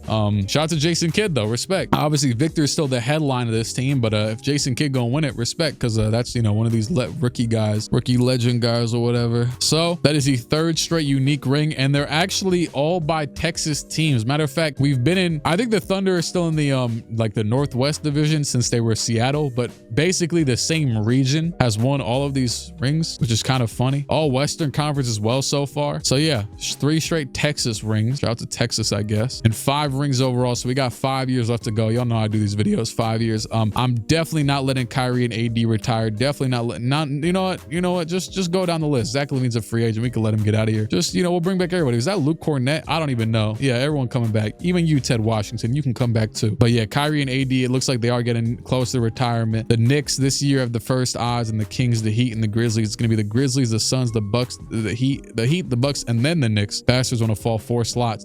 So damn, they got hold. Anyways, not really looking too deeply into it these days because, well, we're pretty far into this. But first pick, Grizzlies get that guy. We don't care about these guys. Screw them. But in case you do care, there you go. Tyler Hero, DeJounte Murray. Oh, Hero lost his contract, I guess. He's about to get one. He did. Tyler Hero to the Pistons, Jaden Quaintance to the Hornets, DeJounte Murray to the Wizards. He already played there once upon a time for like 3 seconds. Yeah, and then he left. Justin Edwards to the Mavs, Jaime Jaquez, a lot of different weird signings. Who really cares? They're gonna end up getting waived next year anyways. So LeBron went up to a 99, Jordan went up another one, Hakeem. Overall though, are we seeing kind of that most of these guys starting to peak? I mean, Harden's still going up a little bit. AJ DeBonce is up to a 95. Shout out to him. Moses up to a 94. George Gervin. Any guys still in the 80s from this? I don't think so. Oh, George Mikens, somehow he went down, but he's a 90. I don't think any of the legends are still in the 80s whatsoever. So they're all franchise guys. Yeah, definitely not as low as 86 or 85. So they're all very high overall. This will be the last added draft class. So last chance for any of these trash bum teams to lock in and start winning again. You know what? I'm going to call it right now. There was a crazy trade that happened in week 1. Zion Green for a first round pick. Never mind. I lied. That's not that crazy or crazy at all. Whoa, whoa, whoa, whoa. Okay. The Trailblazers have traded Bilal Coulibaly and Bam Adebayo to the Clippers for Bob Cousy and Cam Christie. A legend actually got traded. Bob Cousy got traded to Portland. Are we gonna let it rock? Screw it. We're gonna let it rock. Julius Randle old self, who damn near retired, got traded for a first. I don't think I see, just because now that's opened my eyes up to see, did anyone else get traded that was a legend? I don't think so. But Bob Cousy, this does not help his his case for shoot anything. I don't know. Also, Bam got traded. Bam got traded twice in 2 weeks. Got traded from the Heat to the Blazers for Simons. Then he got traded from the Blazers to the Clippers for Bob Cousy. That's kind of funny. He also did get traded for a pretty good package. I will say that. But damn. So the Clippers trade him to the Blazers. So that means that the Blazers now have Kevin Garnett, Bob McAdoo, and Bob Cousy. We're going to let it rock. The Clippers now are just Dr. J. I mean, you know what? Actually, yeah, team-wise, I guess this does fit a lot better. They get 2 high 90 over or a low 90, high 80 overalls for Bob. They already have a PG. The whole time I've been like, the Clippers need more role player or just overall help. And when before they got this guy, they had just Dr. J and Bob for a while. So they broke it up. That's what they decided to do. Are they going to win because of it? They're the 8th seed and the Blazers are, I mean, the trade just happened, I think. So we'll give it a year, but hey, we'll see how this goes. Do the Blazers need Bob? Not really. But hey, they also didn't really need Bam. They got KG. But yeah, that caught me off guard though. I was just trying to see any other crazy trades. You see him. I don't know, Derek White for Jalen Williams. That's kind of wild. But Jalen's pretty young, so maybe he got better. And I think we're pretty unanimously agree that the All-Star team is just going to start to kind of be all that. Yeah, this entire All-Star team is all just the rookie legends. And this one damn near, except for Shea and Jokic, and Chet and Victor is just all rookie. Oh, and Luka. Okay. I already know there's going to be people like crying at the beginning of the video like, oh, how is Luka not in the all-time 60 best player draft? Oh, wait, hold on. Forget about crying. I was going to make fun of a sector of comments, but forget all that. Allen Iverson, MVP. The first MVP of any of the rookie guys, any of the rookie top 60. 25 and 11 and deservedly so. I would have to say this is the best player of the Sims so far. He's got a championship, a finals MVP, and MVP. And he's led the league in scoring and assist in the same season, I'm pretty sure. Baba Oladipo wins Rookie of the Year. AJ DeBonsta, 6th man. Tim Duncan, DPOY. Boogie Flynn, most improved. You got to be pretty damn good to take Victor's DPOYs away, although the Knicks aren't winning anything, so whatever. Billy Donovan, 58 wins for the Spurs. AI, Tim, Karl Malone, Steph, and Wilt. First team, second team, Jordan, Luka, Garnett, LeBron, and Boozer. And the third team, King, Howard, Wade, Melo, and Baylor. And then the defensive teams, and yeah, play-in, you lost the Pelicans, Magic's Pelicans, Westbrook's Hawks, Steph's Warriors, and the Pacers with why am I forgetting? David Robinson, whoever the hell else. Steph led the league in points by 3 whole points, damn near. And then Tim Duncan led in rebounds. Assists was AI again. Steals was AI. Blocks was Tim Duncan. Field goals was obviously Zion always. And shout out to Gary Trent. The worst team in the league was the Minnesota Timberwolves after they actually traded Julius Randle, but he also did try to retire. So they got a little something out of him. They traded him for a first round pick. But yeah, Melo is a 97 now. Oh, man, George Mikan's still a damn 80. I was like, man, I really hope no one's down. Oh, never mind. George Mikan's just mad. His morale is down. Ants is 2. McDaniels is 2. Matter of fact, too many players are getting mad. I'm gonna turn down the morale effects because yeah, let's just but sometimes they're good though, because sometimes players get happy and they get better for it. So I don't know. You know, I don't want to change anything. I like how this sim's going so far, so I'm gonna leave it. Y'all stop crying, dog. You in the NBA, you getting money. Screw you. Cam Thomas is on the Suns somehow. He got traded. That's a good trade for the Suns because they had like no help. They traded Micah Muris. I don't even know what the hell that is. They also traded Avisa Zubac for Mitchell Robinson. They also traded Josh Hart for Mitchell Robinson. That's what's up, man. They're the worst team. The Knicks still bad. They were still the worst in the East. Yeah, shout out to them. They cannot piece it together. And then the best in the league was the Spurs again. Same old for them. The Mavericks are still second. Kyrie's he's gonna retire, but AI seems to be doing just fine. 55 wins, almost the first seed, just barely off. And then there goes Gary Trent, starting shooting guard of the Nuggets with Paul Pierce, RJ Barrett, Charles Barkley. They're actually benching Charles Barkley. What they could do is, I didn't realize Paul Pierce Pierce. Okay, let me change some for them actually. I'm not going to change to a shooting guard just for them. Yeah, that does make sense actually. Paul Pierce definitely. Anyways, they can play him at shooting guard if they want now because they have way too many bigs as is. They can play Barkley at the 3. Up to them. It is what it is. Lakers still got Bron. They got the same starting 5. They got Zubats back from a million years ago. Thunder. Oh, wow. Kobe progressed. He lost his hair. And now they are still the 5th seed, still kind of looming. They did get 52 wins, though, without Hartenstein starting. The Rockets still kicking 52 wins as well. So those are you had to be a 50-win seed, 50-win team to get a top 6 seed, a guaranteed playoff team. And the Kings made the playoffs, led by T-Mac and Bob Pettit. I want to say for the first time. I feel like we ain't seen them out there. And the Clippers also made it after the Bob Cousy trade, which is pretty funny. Then you got the Pelicans missing it, the Warriors missing it. We're not going to focus on the other trash teams. In the East, you got the Raptors again. The Wizards, Larry Bird and Dirk made the 2nd seed. The 3rd seed was the Bucks again. Hopefully they can make it past the first round.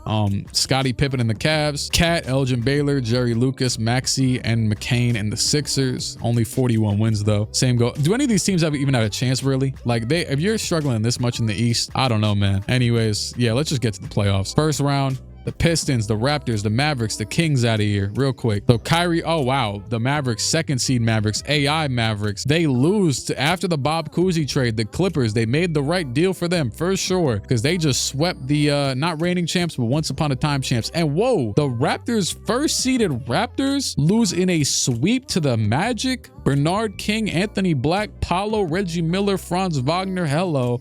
Okay. Then you got the Bucks actually did make it past the first round against James Worthy and Dwight Howard. James Worthy and Dwight Howard might be the least flashy team on this entire thing, if we're being honest. That includes the old men as well, I'm sorry to say. All right, well, we're about to have a game 7 between the Cavs and as the Nuggets lose. I don't even know who it was against, but the Cavs and the Sixers game 7. And the Sixers are going to come back with a crazy 46-23 fourth quarter. Donovan Mitchell with 24, but not enough to Elgin Baylor's 28-9-6, Jerry Lucas 27-6-6. The Sixers will move on to the second round. It's not their first time making it far in the playoffs. And the Lakers and the Thunder in a game 7 in the first round. Thunder have been getting bounced many times over in the conference, or in the first round of the conference, whatever the hell it is, quarterfinals. And it is a close game 7. You know what, screw, we're gonna jump in because these are some prime time names in this. We got Wilt, we got Luka, we got Bronny James, we got Shea, we got Kobe. And yeah, it's funny because I feel like I never root against a team with Kobe in any of these sims, but I'm rooted against them just because of the Thunder. And I really like the Thunder in real life, but I hate seeing them winning this game every single damn time. Okay, Kobe, he's trying to cook Moses Malone, who I'm not really sure why he's even guarding him. He pump fakes, he does a little odd fake and hands it off to Shea. Shea down to Pete, pistol Pete, pump fakes it back out to Shea again. Shea against Luka, the screen's coming from Chet Holmgren. Wilt's guarding on the drop coverage, and Shea will pull the 3. That is good over Luka for the 1-point lead. 1:04 to go. Either of these teams could sweep the entire conference for all we know, because all these teams are insanely good, but these two teams specifically are very good. And Luka, the screen, he'll get, oh wow, a moving screen by Moses Malone. They didn't call those back in this day. They definitely did. My bad. Although they probably called a lot less. They were probably pushing people around on them screens, all types of stuff. You know what they look like screens back in the 70s? They look like brick wall screens back on 2K17 on the 2v2s court. That's how they used to look back in the 70s. Anyways, oh my goodness, the terrible pass from Shea gives it right to Wilt, and Wilt will give it to Luka. The crazy part is they got Bronny guarding Kobe. They're about to have the mismatch of death if they just gave it to him. But Luka goes through the defense to hit the tough layup and take back the 1-point lead. But yeah, Bronny is guarding Kobe, and you know, he's like 5 inches shorter. Kobe will go right at him, but he actually gets doubled and ball taken out of his hands as Dalton Connect picks him up. They gave it back to Kobe. Kobe goes right through the defense and dunks over Wilt and Dalton Connect for the 1-point lead.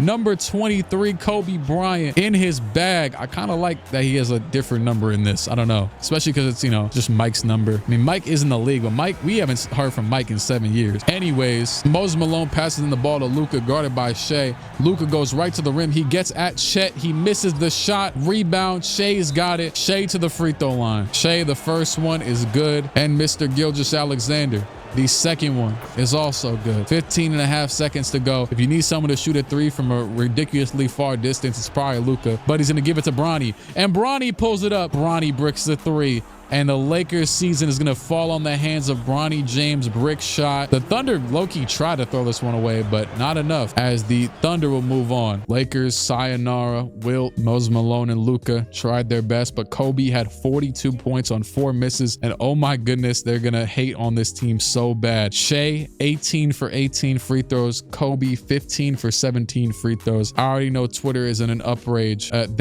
No, this is insane though. Wait, I need to see some. What is, I damn near want to look this up on Google, but I don't want to crash my PC just in case, like on my computer, but I'm gonna look it up on my phone. So in terms of regular season, this would be the 8th most free throws ever, and far and away the most since the 90s. And in the playoffs, this would be the 2nd most ever, or the 3rd most. The only time any more free throws than this have been shot in the game was 1953 between the Celtics, and 1993, the Suns, in the playoffs specifically. Which, by the way, I'm looking at this right now on StatMuse, and the Celtics were playing playoff games in March. I didn't know they used to play playoff games that early. Anyways, the Lakers lose. So yeah, that would be the 3rd most free throws attempted in a playoff game ever, and most of them happened in like the 5th. That is wild. Elite whistle, as Dr. J and his Clippers will play against LeBron again, trying to get them out of here yet again, as they did last year. The Wizards, for the first time, advanced to the 2nd round. So Larry Bird and Dirk, actually another team that advanced to the 2nd round for the first time, the Bucks, Giannis, Hakeem, and Kawhi Leonard. Giannis is getting up there in age though, but that's maybe for the better. Pass that damn rock, because for some reason your teams can never win. And then you got that Shea and Kobe led whistle. It's like the jokes write themselves, and I'm not even one of them free throw guys. Like I'm over all of it, but that was pretty funny. And they're gonna play the Spurs. And lastly, the Magic, Reggie Miller, Bernard King, and Paolo against Elgin Baylor, Jerry Lucas, Cat, Maxey, so on and so forth. 2nd round, okay, well, they're up very quickly, 3-1, and the Magic have been eliminated in 5. Every other game goes to at least 6. The Rockets are out of here, the Thunder are out of here. So the Rockets lose to Dr. J yet again, and they're gonna be for sure the first team without 2 legend rookie, whatever the hell you want to call them, as Dr. J, after the Bob Cousy trade, they are better as they go to the conference finals against the 1-seeded San Antonio Spurs. Kobe and Shea could not get it done. They actually lost the free throw battle in this game and lost the game by 25 points. George Gervin with 23. And we do have a game 7 here between the Bucks and the Wizards. And the Wizards, Dirk Nowitzki, AJ, that is true. They did also get some of the best rookies in like the draft classes ever since the first draft class, since the legend class, as they have DeBonsta and Bailey leading them to the conference finals over Kawhi and Giannis. And the Eastern Conference, you're gonna have Bailey, Bird, Dirk, Alexander Sarr against Cat, Baylor, Lucas, McCain, Maxey. And on the Western side, you got Kidd, Castle, Gervin, Caleb Wilson, and Victor against Dr. J, Bam. They stand no chance. The Spurs are about to smoke them so bad. Okay, they actually won a game. They won 2 games. Okay, you know what? I respect that. Let's see. This is a game 6 between the Wizards are up right now, I'm pretty sure. And yep, the Sixers won this one by 3, actually. I didn't realize it got that close. Dirk had 43 in the win. Dirk trying to put together another historic finals run. And on the West, the Spurs have won in 6 games by 30 points. Oh my goodness. The leading scorer was Bilal Coulibaly with 10. And game 7, Wizards versus 76ers. And it is going to be a 76ers win. Dirk tried his best. Larry Bird tried his best, but the Sixers are a little bit more stacked. So maybe a better match for this team as well. So you're going to have Maxey versus Kidd, McCain versus Castle, Elgin Baylor versus George Gervin. Nice little 60s, 70s, matchup right there. Jerry Lucas versus Jeremy Sohan, and Cat versus Victor. I give the 76ers a fighting chance, honestly.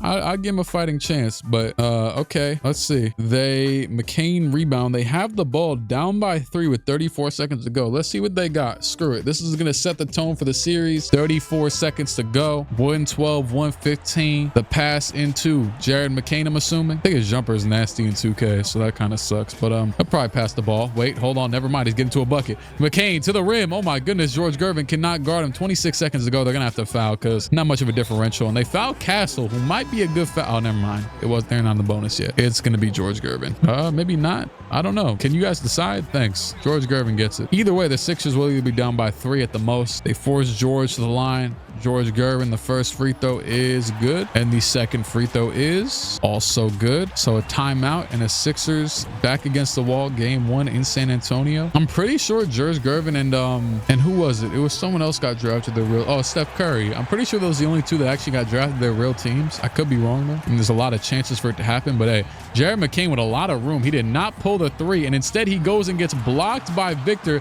Elgin Baylor runs all the way in the backcourt to get it. He gives it to McCain. He's got it again. He's going to go to the rim again, back out to Baylor. He pump fakes a three. He takes the three, and that is off. Elgin Baylor, that is not your game. Get Cat on the three-point line or something. I wouldn't be surprised. Okay, never mind. They got Elgin Baylor with a damn 97 three-pointer, but I wouldn't be surprised if they actually had him like semi-accurate without a three, but nah, he had it. He just missed it. That is a 3-point win for the Spurs, 1-0, and the Sixers are gonna go tie the series. 28 from Kidd, 26 from Gervin, but 35 from Baylor to tie up the series and go back to 76ers. Go back to Philadelphia, you know, stealing home court advantage, but they do lose the next game, so screw all that. Jay Kidd and Fox both had 23. I'd be forgetting Fox is even on this team, but yeah, he's still on the bench. The Sixers, oh my goodness, they were fighting really well to take this, but okay, Fox just made a three, and the Sixers, their finals hopes, their championship hopes, I should say, are on the line with this shot right here because they're about to go down 3-1 and they don't got LeBron on the team, so they're not coming back. 27 seconds to go. Jerry Lucas will pass the ball in two. Jared McCain. McCain getting bodied up by George Gervin. He's gonna try and go to the rim anyways. He steps it back. I don't know what the hell he's doing.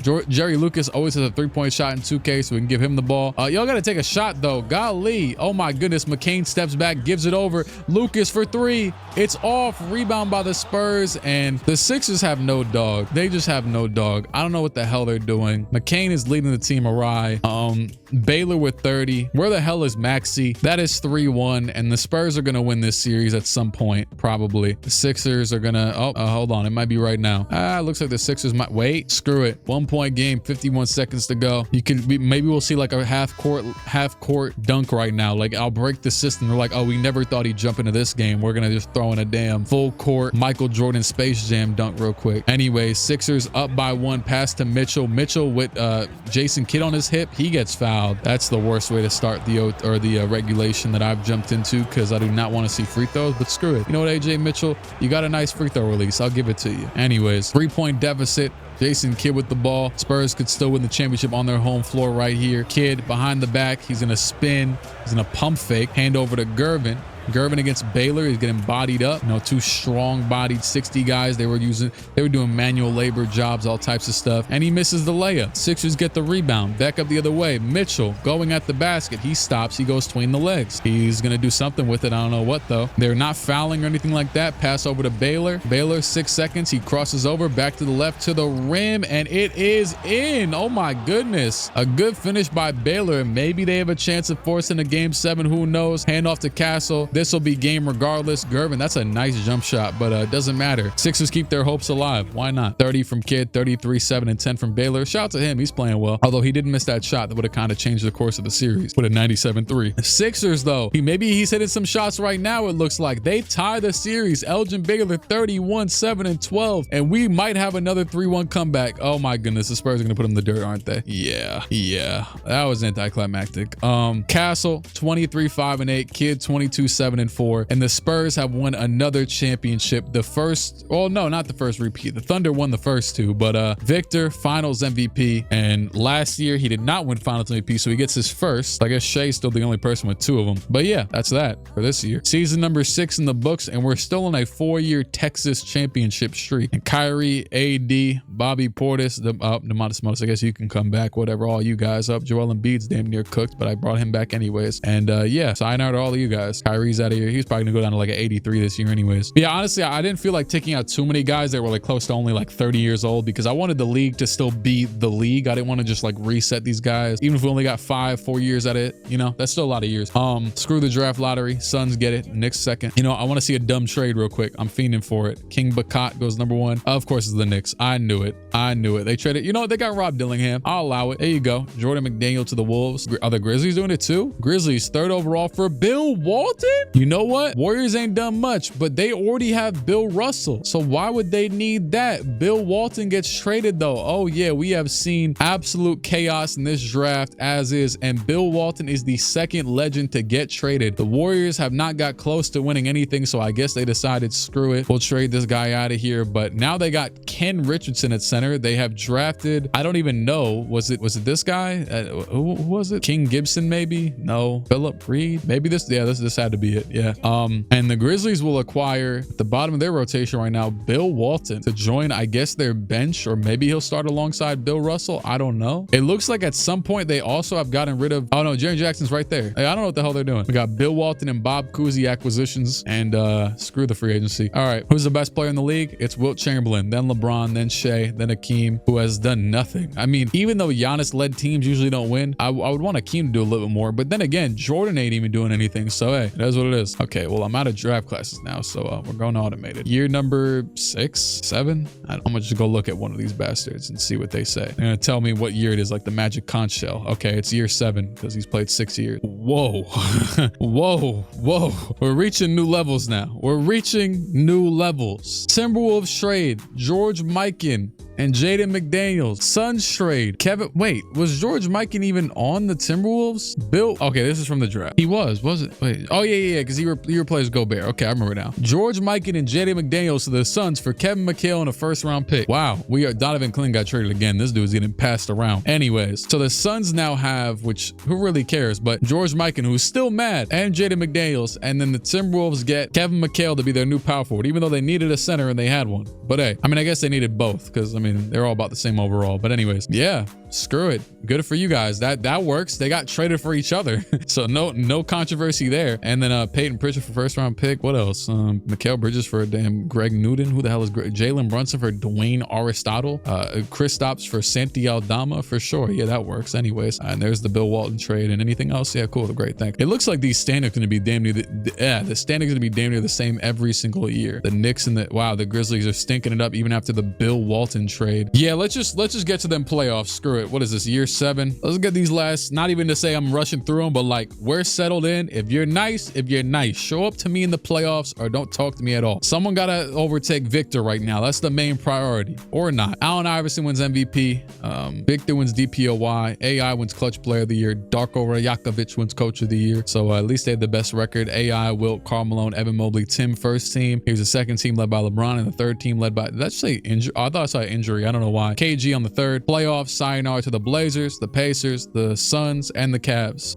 Screw it. First round. Let's get them out of here. Wizards, Bulls, Mavericks, Spurs, Bucks, Rockets, Sixers, Nuggets. I got them all out of here. Screw it. Wow, there was actually 4 game 7s. That's kind of wild. But the Lakers won in 6 over the Mavericks. So post Kyrie and AD retired in the same year, could not hold up, and instead Wilt, Luka, and them will move on. The Spurs, wait, oh my goodness, the Spurs, the first seeded Spurs, the 2-time repeat champion Spurs, lose to Bob Pettit in game 6. Bob Pettit and Tracy McGrady take them out. That is insane. We're not gonna gloss over that. And then every single East series was an upset except for one. The Bucks get upset by the Nets, kinda. D-Wade and Chris Paul, get them out of here. Then Chicago lost to Bernard King and Paolo. The Wizards, Larry Bird and company got swept by Cade Cunningham, Karl Malone, and Clyde Frazier. So the second round, we got Steve Nash versus Chris Paul, D-Wade versus Shaq. We got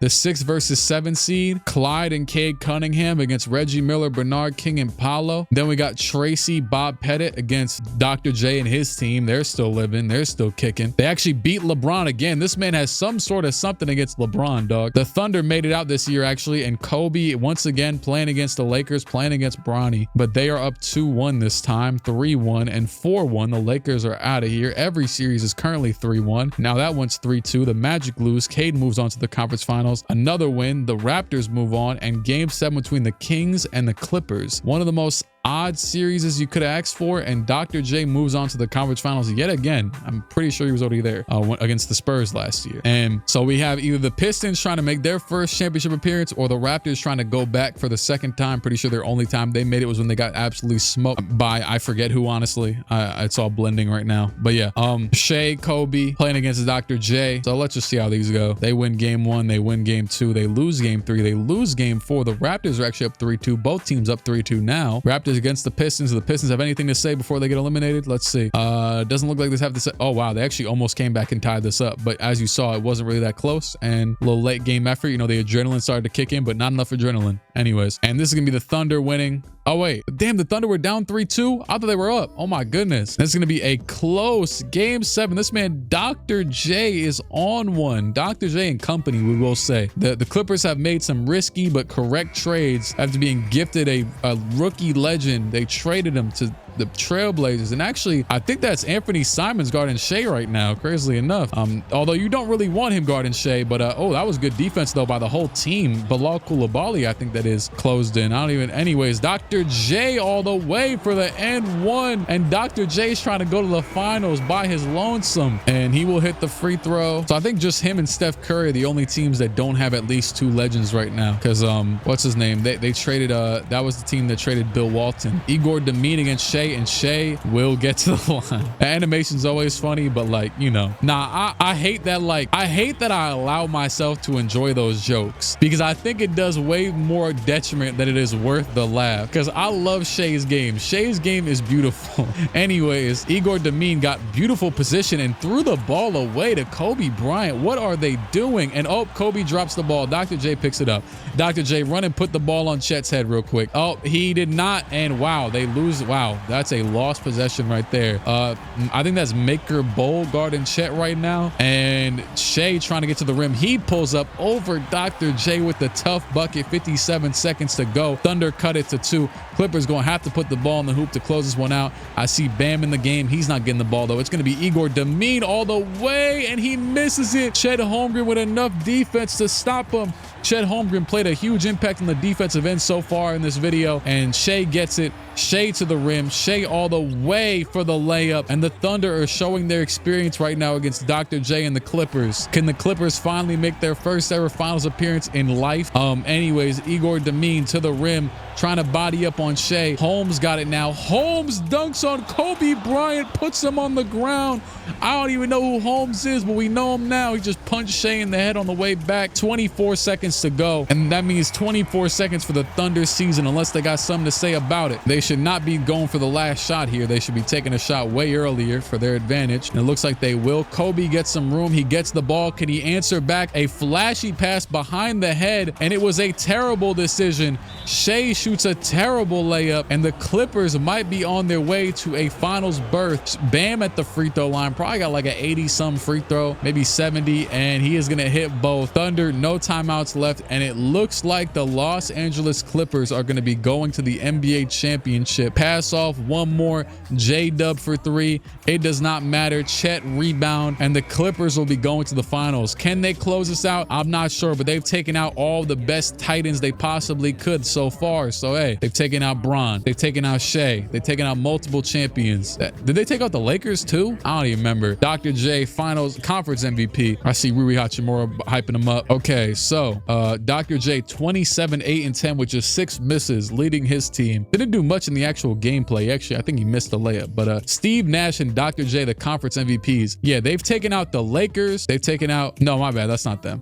They took out the 8-seeded Kings who beat the Spurs. Okay, but they did take out Bron though. And every series has been a game 7 so far for him. We're about to see another one. I don't know. Steve Nash, Kyan Anthony, Brandon Ingram, Scotty Barnes, and Shaq against Dr. J, Igor Domin, Will Riley, Bam, and Abraham Maker Bowl. Hey, Shaq be hyping up Bobo so much. Maybe this dude named Maker Bowl is gonna be hyped up too. I don't know. Okay, game 1 win. Dr. J not backing down. Will Riley, Dr. J cooking. Let's see. I'm rooting for them full-fledged. Screw it. All right. Well, they lose game 2, and maybe I jinxed them. Who knows? Game 3 in LAC, the Intuit Dome, they lose. Cameron Home with 17 and 21 for Trey Johnson in the win. Game 4 in the Intuit Dome, they're gonna win this one by almost 20. Dr. J with 24, Shaq with 24 as well. So tied 2-2 series back in Toronto. Toronto. And wow, look at that. The lead taken. A crazy late game run, 38-24 fourth quarter from the Clippers. The pressure is pulling up to the Raptors. Steve Nash trying to win a championship. He didn't do it in real life, and he could do it for his, I guess, hometown or home country, whatever. I don't know. 56 seconds to go. Did the Raptors have any players from like Canada on their team when they won that championship? I can't think. I don't know. Passing to Cayenne over to Nash. Nash over to Ingram. Ingram still in the Raptors, pulling up that mid-range shot that he loves, and he misses. Riley back with the way. He's got someone open on the left side, but nope, he's gonna go to his go-to shot. Riley takes some absolute garbage. Rebound by Shaq. They're down by one. Shaq back up the other way. He's gonna go tween the legs to the basket. What the hell is he on? Kadeem Maluak for three, and that is good. I've seen him play a little bit for Duke in real life. I don't even know if he could shoot the damn three, but he can now. All I've seen is defensive highlights, and well, he gives the Raptors a 2-point lead in game 5 of the finals. Passing to Simons, and they got Dr. J down low against Ingram.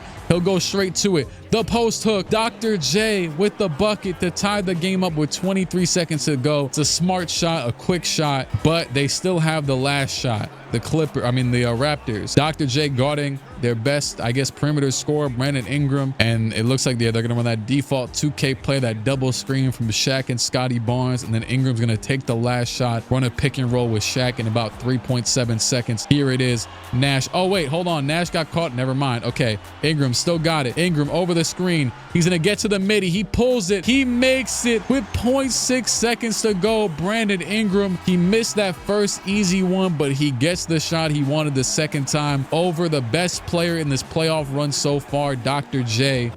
He did not fold to the pressure there. 12 points from him, but 6 for 10 from the field. Good game by Brandon Ingram. 9 for 24 from Dr. J and 9 for 22 from Will Riley in the loss. It's actually kind of impressive they were still in the game shooting like that. 3-2 Raptors lead. Clippers nearly came back and won that one, but they are going to win this one by 13 points. Despite the lack of defense, they had one hell of an offensive display. 28-12 from Dr. J. And in Toronto for game 7, and it is a close 1-point game with 2:25 to go. I'm going to jump in with a lot of time to go. The Raptors are on a 33-15 fourth quarter right now. Toronto up by 1. The pass is going to go into it looks like Holmes. Holmes bumps off on Nash. Holmes behind the back, passes it off to Irving. Irving trying to go right at the defense, right at Kadeem. I think his name is Kaman in real life, but this damn roster spot always changes his name. And Shaq is going to dunk it with ease. Nobody in front of him. He slithers right around the defense. Bilal Coulibaly with the ball. I feel like his wingspan looks like it's too short. Anyways, Holmes pass it out to Maker Bowl, and Dr. J is against this big, tall bastard, so they're gonna give it to Riley instead. He's got T-Mac's jumper, but he's not shooting like T-Mac. He bricks the shot. OG Anunoby back the other way. He's still in Toronto, I guess, and against Bilal Coulibaly at that, and Nash all the way to the rim for the finish. You know what? Honestly, both teams fighting. I'm cool with either team winning at this point. Respect to the fight of both teams. 1:37 to go, and Holmes will go to the rim. The spin, he loses Nash, but he catches back up to him, and never mind. Maybe it was all part of the plan because Nash fouls him for the 3-point play. Still a minute 32 to go, by the way, minute 31, since I jumped in pretty early here. And so anything, literally anything could happen. Shoot, the Knicks might come out of nowhere and win the ring. Anyways, the screen off the ball by Shaq for Nash. Nash is going to pull up the fall away 3, and that is good. Steve Nash, you got to respect what he's doing right now in this game 7. Igor Demine back up the other way. I know this dude is playing right now March Madness. I think he probably lost. I don't know. Anyways, Demine pulls up, and that is off. And shoot, maybe it's looking like March Madness. Who knows? I actually don't know if he's won or lost. It's just the odds are. Anyways, Shaq gets doubled back out to Barnes. Scotty Barnes still out here kicking for Toronto. The pump fake by Trey Johnson, another college player right now. And my goodness, he's definitely a pro with how he's moving. Trey Johnson to the rim and puts it down over the defense. I didn't think that was going to be a contact dunk, but it definitely was. That was an animation I don't think I've seen, honestly. And the Raptors have been on absolute domination so far in this overtime. Dr. J looks like he's trying to break free to get the ball, but nope. Demine will go to the rim and take the quick layup. You know what? Smart move. 5-point deficit. It's still anybody's game, honestly. One more stop and it's anybody's game. Scotty Barnes trying to cook. He's guarded by Bam Adebayo, though. Can guard anybody anywhere. He's going to get double teamed. Never mind. They fake the double team. They give it to Johnson in the corner. He gets double teamed. This is a great spot to double team. Shaq gets it, and they foul Shaq. Dr. J with the smart foul. Shaq getting MVP chance, though. Can he live up to it? No. He's still getting the chance, though. They still love Big Shaq, and he misses both. Maker Bowl to Dr. J. 26 seconds to go. Dr. J behind the back. He's going to push off on Ingram and make the layup. 21 seconds to go. Can they somehow foul Shaq again? They definitely won't. Trey Johnson gets it. And the first free throw by Johnson is good. The second free throw is also good. And Clippers got one more timeout. I'll give him one more shot, but it looks like this is going to be it. I think this is the first time we've actually jumped in for like the actual, like if I wanted to, I could stick out the final celebration. You know what I'm saying? I feel like this is the first time we've actually got to watch one of the elimination games, which just so happens to be a game 7. Riley trying to get open at the free throw line. They're going to pass it into him. That play is so weak. Cause like, why would they take a midi here? You know what I mean? Like, why would they do that? It don't matter. You know what? I'm not watching the final celebration. We're out of here. The Raptors have won. Shaq with 35 and 10 and Shaquille O'Neal and Steve Nash, a great, well pieced together duo, is going to win this championship. And Shaq, finals MVP, 22 and 10 with 2.5 blocks. And the Texas curse is over, by the way. The Western Conference curse as well, as they are the first Eastern Conference team to win a ring since Boston in the 6th, 7th year of this video. And they're also the first team, I want to say, yeah, I mean, the Raptors are very good. I mean, they're not very good, but they have a solid core. But I would say they're the first team that like didn't have a lot of help from the players that were already on the team. You know what I'm saying? Like they still got Scotty. They still got they went back and got OG, whatever. But like the Mavericks had Kyrie and AD still. The Rockets had their insanely good team, especially in 2K. The Spurs had Victor. The Thunder obviously are led by Shea. I mean, it was Kobe's first years of his career. And so this is the first, hey, respect to Shaq and Steve Nash, or even if Dr. J won, either one would have been the first time where like it's like solely led by those guys, and also just their other draft picks as well. But hey, Giannis trying to retire. I'm not gonna let whoever the hell, oh yeah, they're all trying to retire. They are, hey, someone from the Raptors is trying to retire too, and OG, Lonzo, Rui, oh, Luke Cornett. I'm sorry, I already overrode your retirement. I knew I did that earlier. I knew I wasn't tripping. Why'd I just override Jamal Murray's retirement when that doesn't matter? Joel Embiid, Hall of Fame inductee, sayonara. The Heat, Warriors, Celtics, and Hornets get the first picks. And oh, I actually try to stop at the draft, see if I can see any more BS trades, but yeah, whatever. We're also in the nasty era of drafts anyway, so who cares? Kyan Anthony got released from the Raptors after winning the ring. That's kind of insane. You'd think that'd be the dumbest thing they could possibly do, and he will go to the Lakers, big city. He just pulled a Kawhi on him, even though they allowed him to. Anyways, all right, another year, another dollar for Wilt, Ron. Look at their contracts, by the way. Since contracts and everything is off, he has a he's got a 2-year play. How does he have a 2-year? Oh, that's a team option. It's just, yeah, I don't know. Who the hell knows? But maybe they've had these since the jump and I never noticed. That's very possible. Sometimes I just overlook the stuff that's just overlookable. But LeBron's making $100 million a year, so shout out to him. Who's broke out here? Kobe Bryant, only 20 a year in this economy? Come on, man. Get your money up. All right, well, 2000. So this is season number 8. I still got AI as the best player in this sim so far, at least out of the rookies. I don't watch college basketball, as I've said already in this video once, but I saw a tweet that said there are already more than 500 men's basketball player in the transfer portal, and we're not even through the first day of its official opening. That is wild. Shoot, I wouldn't even, I mean, I know there's that many players in college, but damn, like that's a lot of players. Thankfully this year compared to some other years, not any insane trades. Yeah, I'm controlling the Clippers right now on like, not accident, but just because that's where I was. They are 57 and 20. They're about to be the first seed in the conference. The Clippers, Dr. J's Clippers. Oh, Wilt Chamberlain was an MVP. The first, another MVP from you know what I'm saying, him and AI, I think the only legend guys to win. Just kind of crazy. Wilt also won DPOY. For some reason, he just locked in, and Wilt, AI, Karl Malone, KD, and Mike make the first team. Here's the second team, and here's the third team. Yippity woo wah yay. Clippers 59 wins, best record in the league, led by Dr. J, Will Riley, Bam, Darius Wobbington, and Igor Demine. Then the Spurs were second, the Lakers were third, the Kings with Tracy and Bob Pettit and Tyrone Stokes were fourth, the Mavs with AI and company and Willis Reed were fifth, the Rockets with Braun were sixth, Thunder in the play. Oh, I didn't see me with the play in yet. Hold on, let me get that out the way.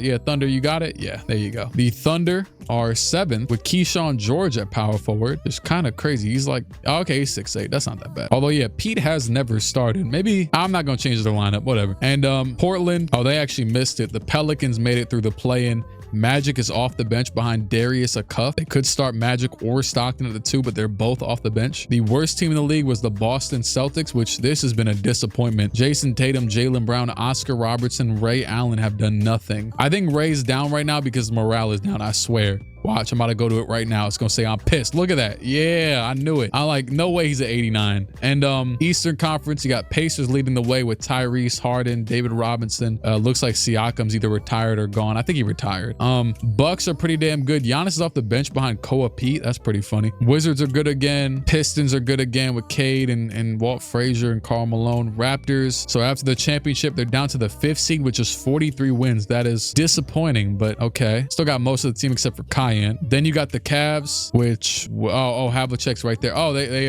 Donovan Mitchell's off the bench. He's at 86. They also have Brunson off the bench and Malik Monk. The Sixers made it through the play-in. They have a very good roster. Maxi's currently off the bench behind AJ Mitchell. And they got Lucas and Baylor in the starting 5. Oh, actually, oh yeah, they did make it. Okay. The Bulls missed it with Dwight and them. They were the 7th seed, but missed it. Found a way to lose both games. And Nate Archibald and Kareem, which Kareem is currently off the bench behind Haris Buska, a 21-year-old center in his first year from Romania. That's actually kind of impressive. He was the first overall pick. He's an 87 from the auto-generated draft. That's actually kind of wild, but he's so good, I guess, not really, that he's benched Kareem. Either way, they made the playoffs, so hey, I don't know. All right, first round, the Mavericks, the Pistons, the Rockets. So LeBron's out of here already. He lost to Bronny again, it looks like. I see that they lost to the Lakers. The Heat, they're the 8th seed. The Clippers, they were the 1 seed. Dr. J loses in the first round to Magic Johnson. Bench-led Magic Johnson and the Pelicans. The Wizards also lost with their 2 white boys. The Bucks lost. They were the 2nd seed. They lose to the 7th-seeded Sixers. And the Spurs lose. They were the 2nd seed. They lose to the 7th-seeded Thunder, which isn't that surprising, but it's still an upset. Let's just go through the second round. Screw it. Thunder and the Pelicans both lose. So the Lakers actually swept the Thunder. Luka, Malone, Cayenne, and Wilt, the MVP Wilt. And the Kings were able to beat the hell out of the team that beat the 1st seed. Then you got the Cavs are going to lose in 6, and the Pacers are going to win in 7 as the 1 seed. So the Pacers are the only team that is a super high. I guess they're 3, whatever. Anyways, Pacers 1 seed. Harden, Tyrese, and David Robinson against Elgin Baylor. Bentley Lusaquino. Who the hell is that? Who is that? They got Jerry Lucas. Why is he off the bench? Who is this guy? Number 10 overall pick last year. Why is he starting? I don't really know. Anyways, screw that series. We got the Lakers and the Kings. T-Mac versus Bronny. Luka is on the bench. Let's just keep going. Yeah, life. Wow, life is sure grand. Anyways, Luka loses off the bench, by the way. They lost with Luka genuinely playing off the bench behind Jamal McKnight. He got benched for about 15 games in the season and half of the playoffs. And Jamal McKnight, their starter, I mean, he played well, actually, so I can't even hate. He played very well. But he got started over Luka Doncic, who's still a 94. I didn't even consider that he's kind of old. But yeah, they got swept. And the Pacers are trying to go, and the Pacers will go. So we're going to have another 2 championship appearances from 2 separate teams that we have never seen up here before. I don't think the Pacers ever made it with D-Rob. Remember they had a good run in the first year, but not good enough. And David Robinson and James Harden and Tyrese against T-Mac, Bob Pettit, and Tyron Stokes. So we haven't seen much of really the Kings whatsoever, and we might not see much more of them either because James Harden and David Robinson are trying to lock in. Game 2 in Indiana. Yeah. You know what? Will you be mad at me if I just did that? Okay, maybe they're mad at me because they just won. I clicked never mind. Pacers, another one. 41 from Harden. Now they're gonna win. Okay, they lost again. They lost by 30. I'm trying to see if they'll win on a simulate through game, but they're not. And watch, they're gonna win by like 1 million again. Oh wait, never mind. Kings up by 12. They're gonna force a game 7. They win by 20 in the waning minutes of the quarter. They outscored them by 50 to 23. Tyron Stokes with 47. It's a game 7. This is a super odd series. Pacers fighting, battling, back and forth. What the hell is happening? The Kings fighting. The Kings fighting way more. And the Kings come back from down 3-1. James Harden and David Robinson blow a 3-1 to Bob Pettit, Jasper Johnson, JJ Andrews, T-Mac, and company. So Tracy McGrady, Tyron Stokes, first Finals MVP that is not one of the rookie legends in about like 6 years because we had Shaq. All right, never mind. Victor. Yeah, never mind. Victor was one of them. But aside from that, though, let me say this. Tyron Stokes, the first player drafted after 2025 that has been a Finals MVP in the past 6 years or so. 7 years, whatever. So I guess he was able to lead that Kings team with him and T-Mac and Bob Pettit to the championship. So respect. This was interesting. Very odd, but intriguing. So that's season number 8. Playoff leader in points was Tyron Stokes, 25 points per game. Hey, he earned the hell out of this. Demigod is what they call him, and demigod is what he earned because he just came back from a damn 3-1. Giannis, yeah, all y'all are done, I guess. D-Book, you can come back if you want to. Brandon Ingram's done. Oh, wow, that's who tried to retire last year. That's crazy. Yeah, a lot of these dudes are out of here. They are out of here. You know what? I'm gonna just let, Mac McClung. Oh, whoop-de-doo. We lost Mac McClung. What will we do? Joe Mazzulla even retired. This dude isn't even old. Jokic, Giannis, and Towns make the Hall of Fame and get their numbers retired. Draft lottery. We don't care. We don't care. Ah, screw it. Let's see a dumb trade. Number 1. Who the hell is that? Matter of fact, though, we did see a crazy rookie last year. And look, the Knicks are going to trade it again. Look at this. Oh, never mind. They didn't. Wait. I want to just see something real quick. I thought this dude's name right here was Freedom Liberty. That would have been pretty funny, but his name is Freeman Liberty. Anyways, what the hell happened to the 87 overall from last year? This year we got a 74 overall going number 1. Doesn't really matter anyways. All right, season number 9 is where we're going, and let's just keep it pushing, dog. The teams are set. Unless I see someone traded for a bag of Skittles or something, we know what we are. It's 4:44 a.m. right now as I record this. Shout out to Jay-Z. Shit, ho. I like when Jay-Z would just say random stuff at the beginning of the songs, like, "What you want me to do? I'm sorry." Wilt wins MVP, averaging 30, 10, and 5 a game with 3 blocks. Magic wins 6 Man of the Year. They have absolutely crucified his career. They have smoked his career. Wilt, DPOY. You know, matter of fact, I'm gonna do one more. KD Clutch Player of the Year, Jordy Fernandez Coach of the Year for the 60-win Pacers. Here's the first team. Screw the other teams. I just want to see we're like the Pelicans. Okay, they actually made the playoffs this year, so I can't even hate.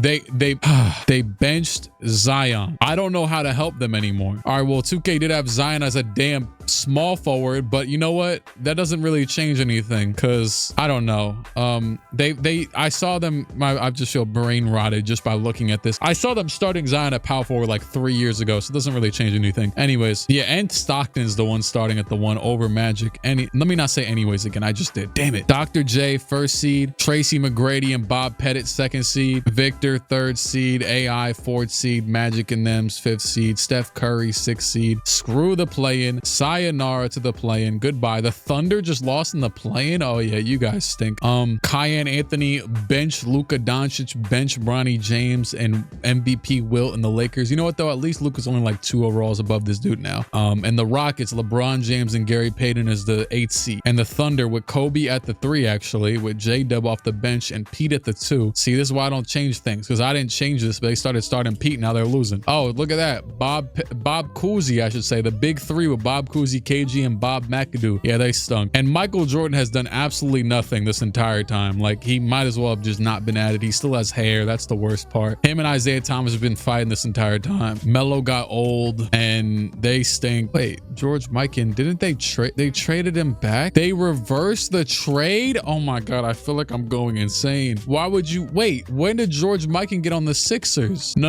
Okay, I take that back. No, I do remember him. Wait, what do I remember? Nothing. Okay, let's just go to the Eastern Conference. Let's just focus on that. 60 wins from the Pacers. Wow. Bulls, James Worthy and Dwight. We don't care. Pistons, Walt Frazier and Karl Malone get a lot of wins. They're the 3rd seed. Kareem actually won games this year with that damn 92 overall 2nd year dude off the bench. Good for you guys. Bucks with Koa Pete and a retired Giannis. Yeah, he's gone now. BJ Edgecombe, Kawhi, and Akeem are all 97 plus overalls. They won 45 games. The Knicks are actually good again. Rob Dillingham takes Brunson's place. They still got Tim Duncan and Clyde Drexler. They're doing decent. Atlanta Hawks, Russell Westbrook, Zachary, Jerry West. Good for you guys. And then the Raptors somehow are 8th this year. But that's okay, because we don't care. All right, first round. The Knicks get eliminated. The Raptors get eliminated. The Mavericks get... I think the Clippers are about to lose first round again. Hold on. They're about to lose to the Lakers. Yeah, they did it. Game 7 lost by 4 points to Wilt Chamberlain, MVP Wilt. And the Bucks upset the Heat, which isn't really much of an upset, because if there's any team that's lost more than the Bucks, it's the Heat, because the Heat haven't even been in the playoffs. So Kareem doesn't even know what the hell this playoff thing feels like. And on the West, we also got an upset with the Dallas Mavericks losing to Magic Johnson. See what happens when you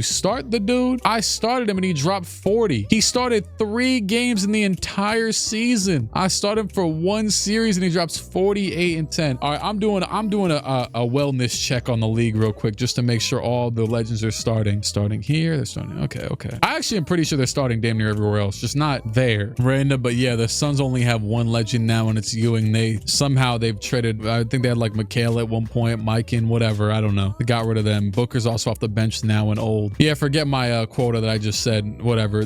Most of the teams are starting all their legends. All right, second round, the Kings, the Bulls, they both losing 6. So the Kings are not going back to I low-key forgot. They are reigning champions. Tyron Stokes, I'm sorry, 4 for 11 is not going to cut it. You lose to Victor Wembanyama. Good job. Then the Bulls, they were the 2nd seed. We knew they weren't going to win anything. They lose to Cade Cunningham, Karl Malone, and Walt Frazier. The Pacers are going to game 7 as the Pelicans defeat the 8th-seeded Lakers. Wasn't Wilt the MVP? Or am I tripping? Yeah, Wilt was the MVP as the 8th seed? Are we serious? He was in the damn play-in. Oh, whatever. AI should have won an MVP like 10 years ago then that I said he should have won. Game 7 between the Bucks and the Pacers. They just smacked the hell out of them. Yeah, we've given up on the Bucks at this point. All right, well, the Pistons are back in the conference finals. I believe they've been here before at one point. And the Pacers are also back. They blew a 3-1 lead in the finals last year, so that's good. Magic Johnson at the shooting guard was a revolution for this damn team. They finally realized common sense, aka gave it to them, but they're still about to lose to the Spurs. Wait, maybe not. No, they lost. Jason Kidd and the Spurs against James Harden and the Pacers in the finals. Spurs looking for either their 3rd ring, so Victor is just absolutely dominating all of these legends. I mean, Jason Kidd has won one of the finals MVPs though, and he just won the conference MVP, but so respect to him. He's also at some point in this somehow defeated his own Mavericks coach team, so that takes a different level of dedication. He's been coaching the other team as he beats them. Anyways, finals, Pacers win the first game by 9 points. Good win for them. I'm rooting for him. You know, your first ring, you could have a ring, James Harden championships. I would be okay with that. They win the first 2 games. They actually have a lot of control of this series so far. In year number 9, oh my goodness, I didn't realize how close that got at the end, but they won again. And you know what? Screw it. Pacers, they've done it.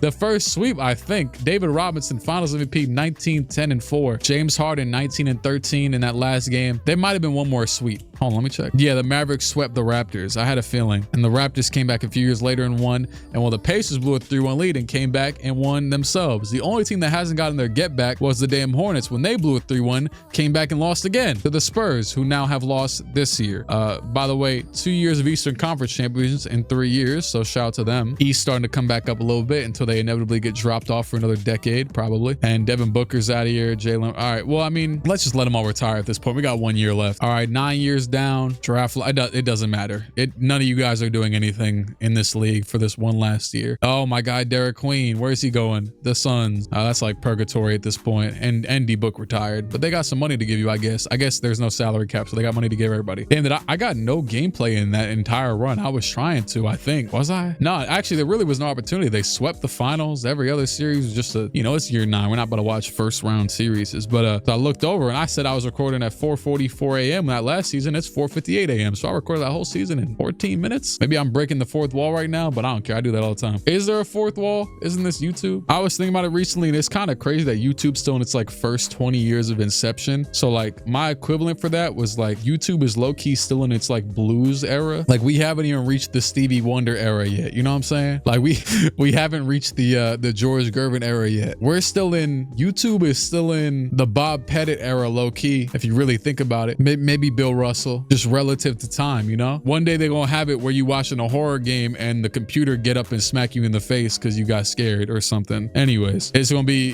you're gonna be watching a career sim and you gotta sub in and guard Steph or whoever the hell's in the league. James Harden wins MVP. Okay, James, championship, then an MVP, respect. Larry Bird wins 6th man of the year. Why?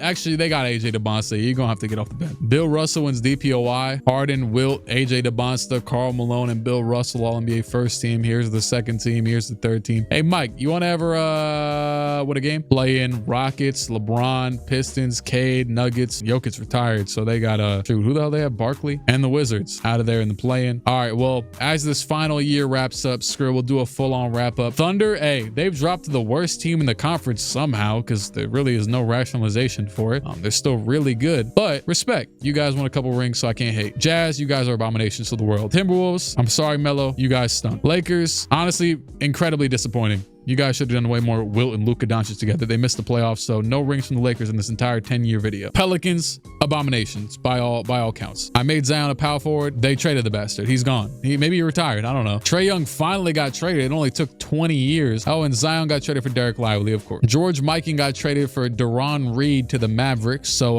okay, keep a close eye out for that because I think they're probably still in the playoffs. So, oh, and he also got traded a second time in the, wait, no, a third. He got traded for Kevin McHale. Bro, I can't keep up. Wait, no, was this last season? I don't know. Okay, it was. But he did also get traded this season to the Mavs. I don't even know why it shows last season. Forget all that. Pelicans, you guys stink. Nuggets, pretty disappointing. You had Paul Pierce, Cam Boozer, who was like the top player in that one draft. You had Jokic. You got Chuck. You even had RJ Barrett. Rockets. I mean, hey, Bron came back from a 3-on-1, and honestly, winning one ring in this is worth a lot. So good job. Grizzlies, yeah, sure. I mean, honestly, I could have seen you guys being like a dark horse. We won a ring one time type of team, but you don't surprise me by not winning anyways. Spurs, you know what you did. Suns finally decided to make the playoff now after D-Book retired. That's funny. Trailblazers expected more from that big three after they traded for Bob Cousy, but you guys stunk it up, so whatever. Also had a really good defense that didn't really play defense. Kings, Tyron Stokes carried you to one ring, so good job. Maybe they'll win another one this year. Clippers, respect. Low-key respect, because they had started with Bob Cousy and Dr. J. They traded Bob Cousy. They damn near won a ring with just Dr. J and company. I gotta respect it. This dude, Cameron Holmes, had a crazy poster, right? It was him. Didn't he post it? Yeah, he posted Kobe.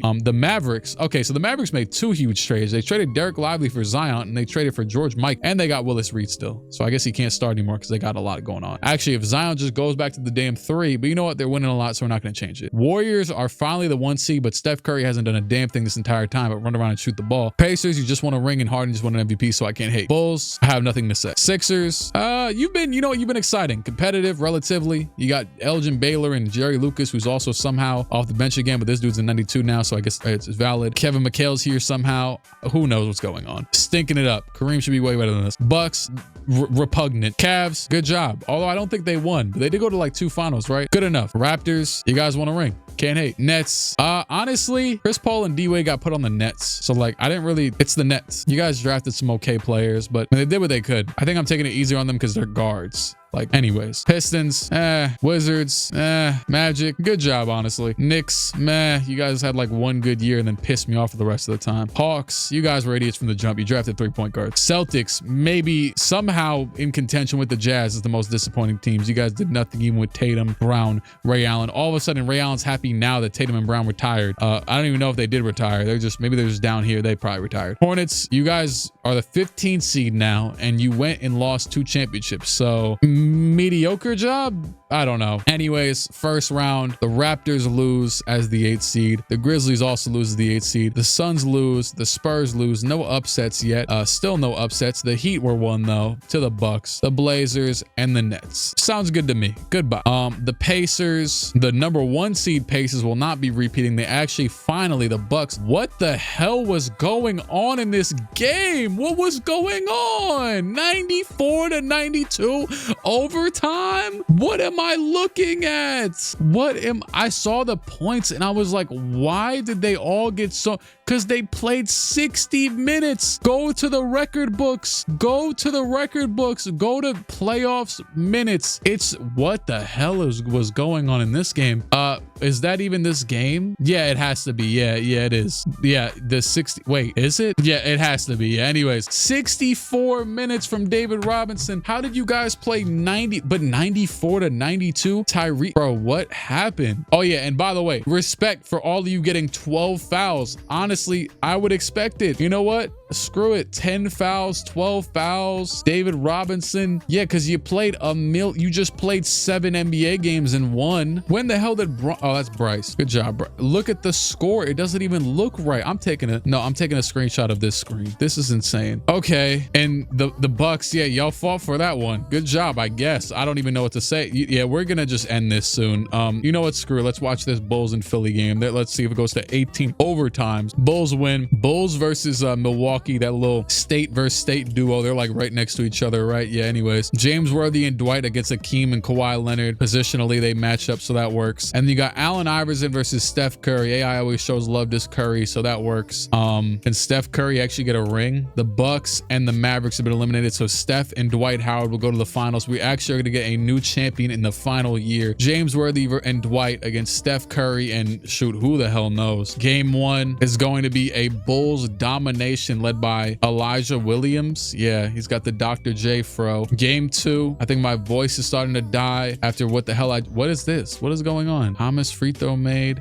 They have the ball with 1 second to go. I'm jumping in. I am jumping in. Do they have the ball? Oh, they don't have the ball, do they? Oh, they do. Okay, bet. Steph Curry. If there's anybody that can get this shot, it's you sick, slimy bastard. Come on, Steph, get the ball. Please, Steph, get the... Oh, my goodness. It goes to Gibson. Gibson for 3. He makes the shot. Wait, they were up. They were up. Why did I jump? Oh, yeah, it's too late. It's 5:09 a.m. It's that 90210, 90210 looking for the Valley. Steph Curry. They win again, 26 and 15 from him. Steph Curry, they win again, 37 from Gibson. Doesn't even feel like this is that special because he's just on the damn Warriors, carrying the Warriors. But you know what? Whatever, man. Respect. I'm not jumping into this. The Bulls had full control. 3-2. Can Steph blow another 3-1 lead? We're going to see a third 3-1 lead blown in this video? No. The Golden State Warriors are going to win the 2035 NBA championship. Finals MVP goes to Mr. Stephen Wardell Curry, 24 and 10 a game, 51 from the field, 42 from 3, and 96 from the free throw line. Respect. I think he was the first person to win it. Yeah, because I said earlier him and Dr. J were 2 of the few that didn't have a second, rookie legend on their team. Well, Steph Curry was the first and only to win a championship without one. So that's how the video went. Steph Curry with the championship. This was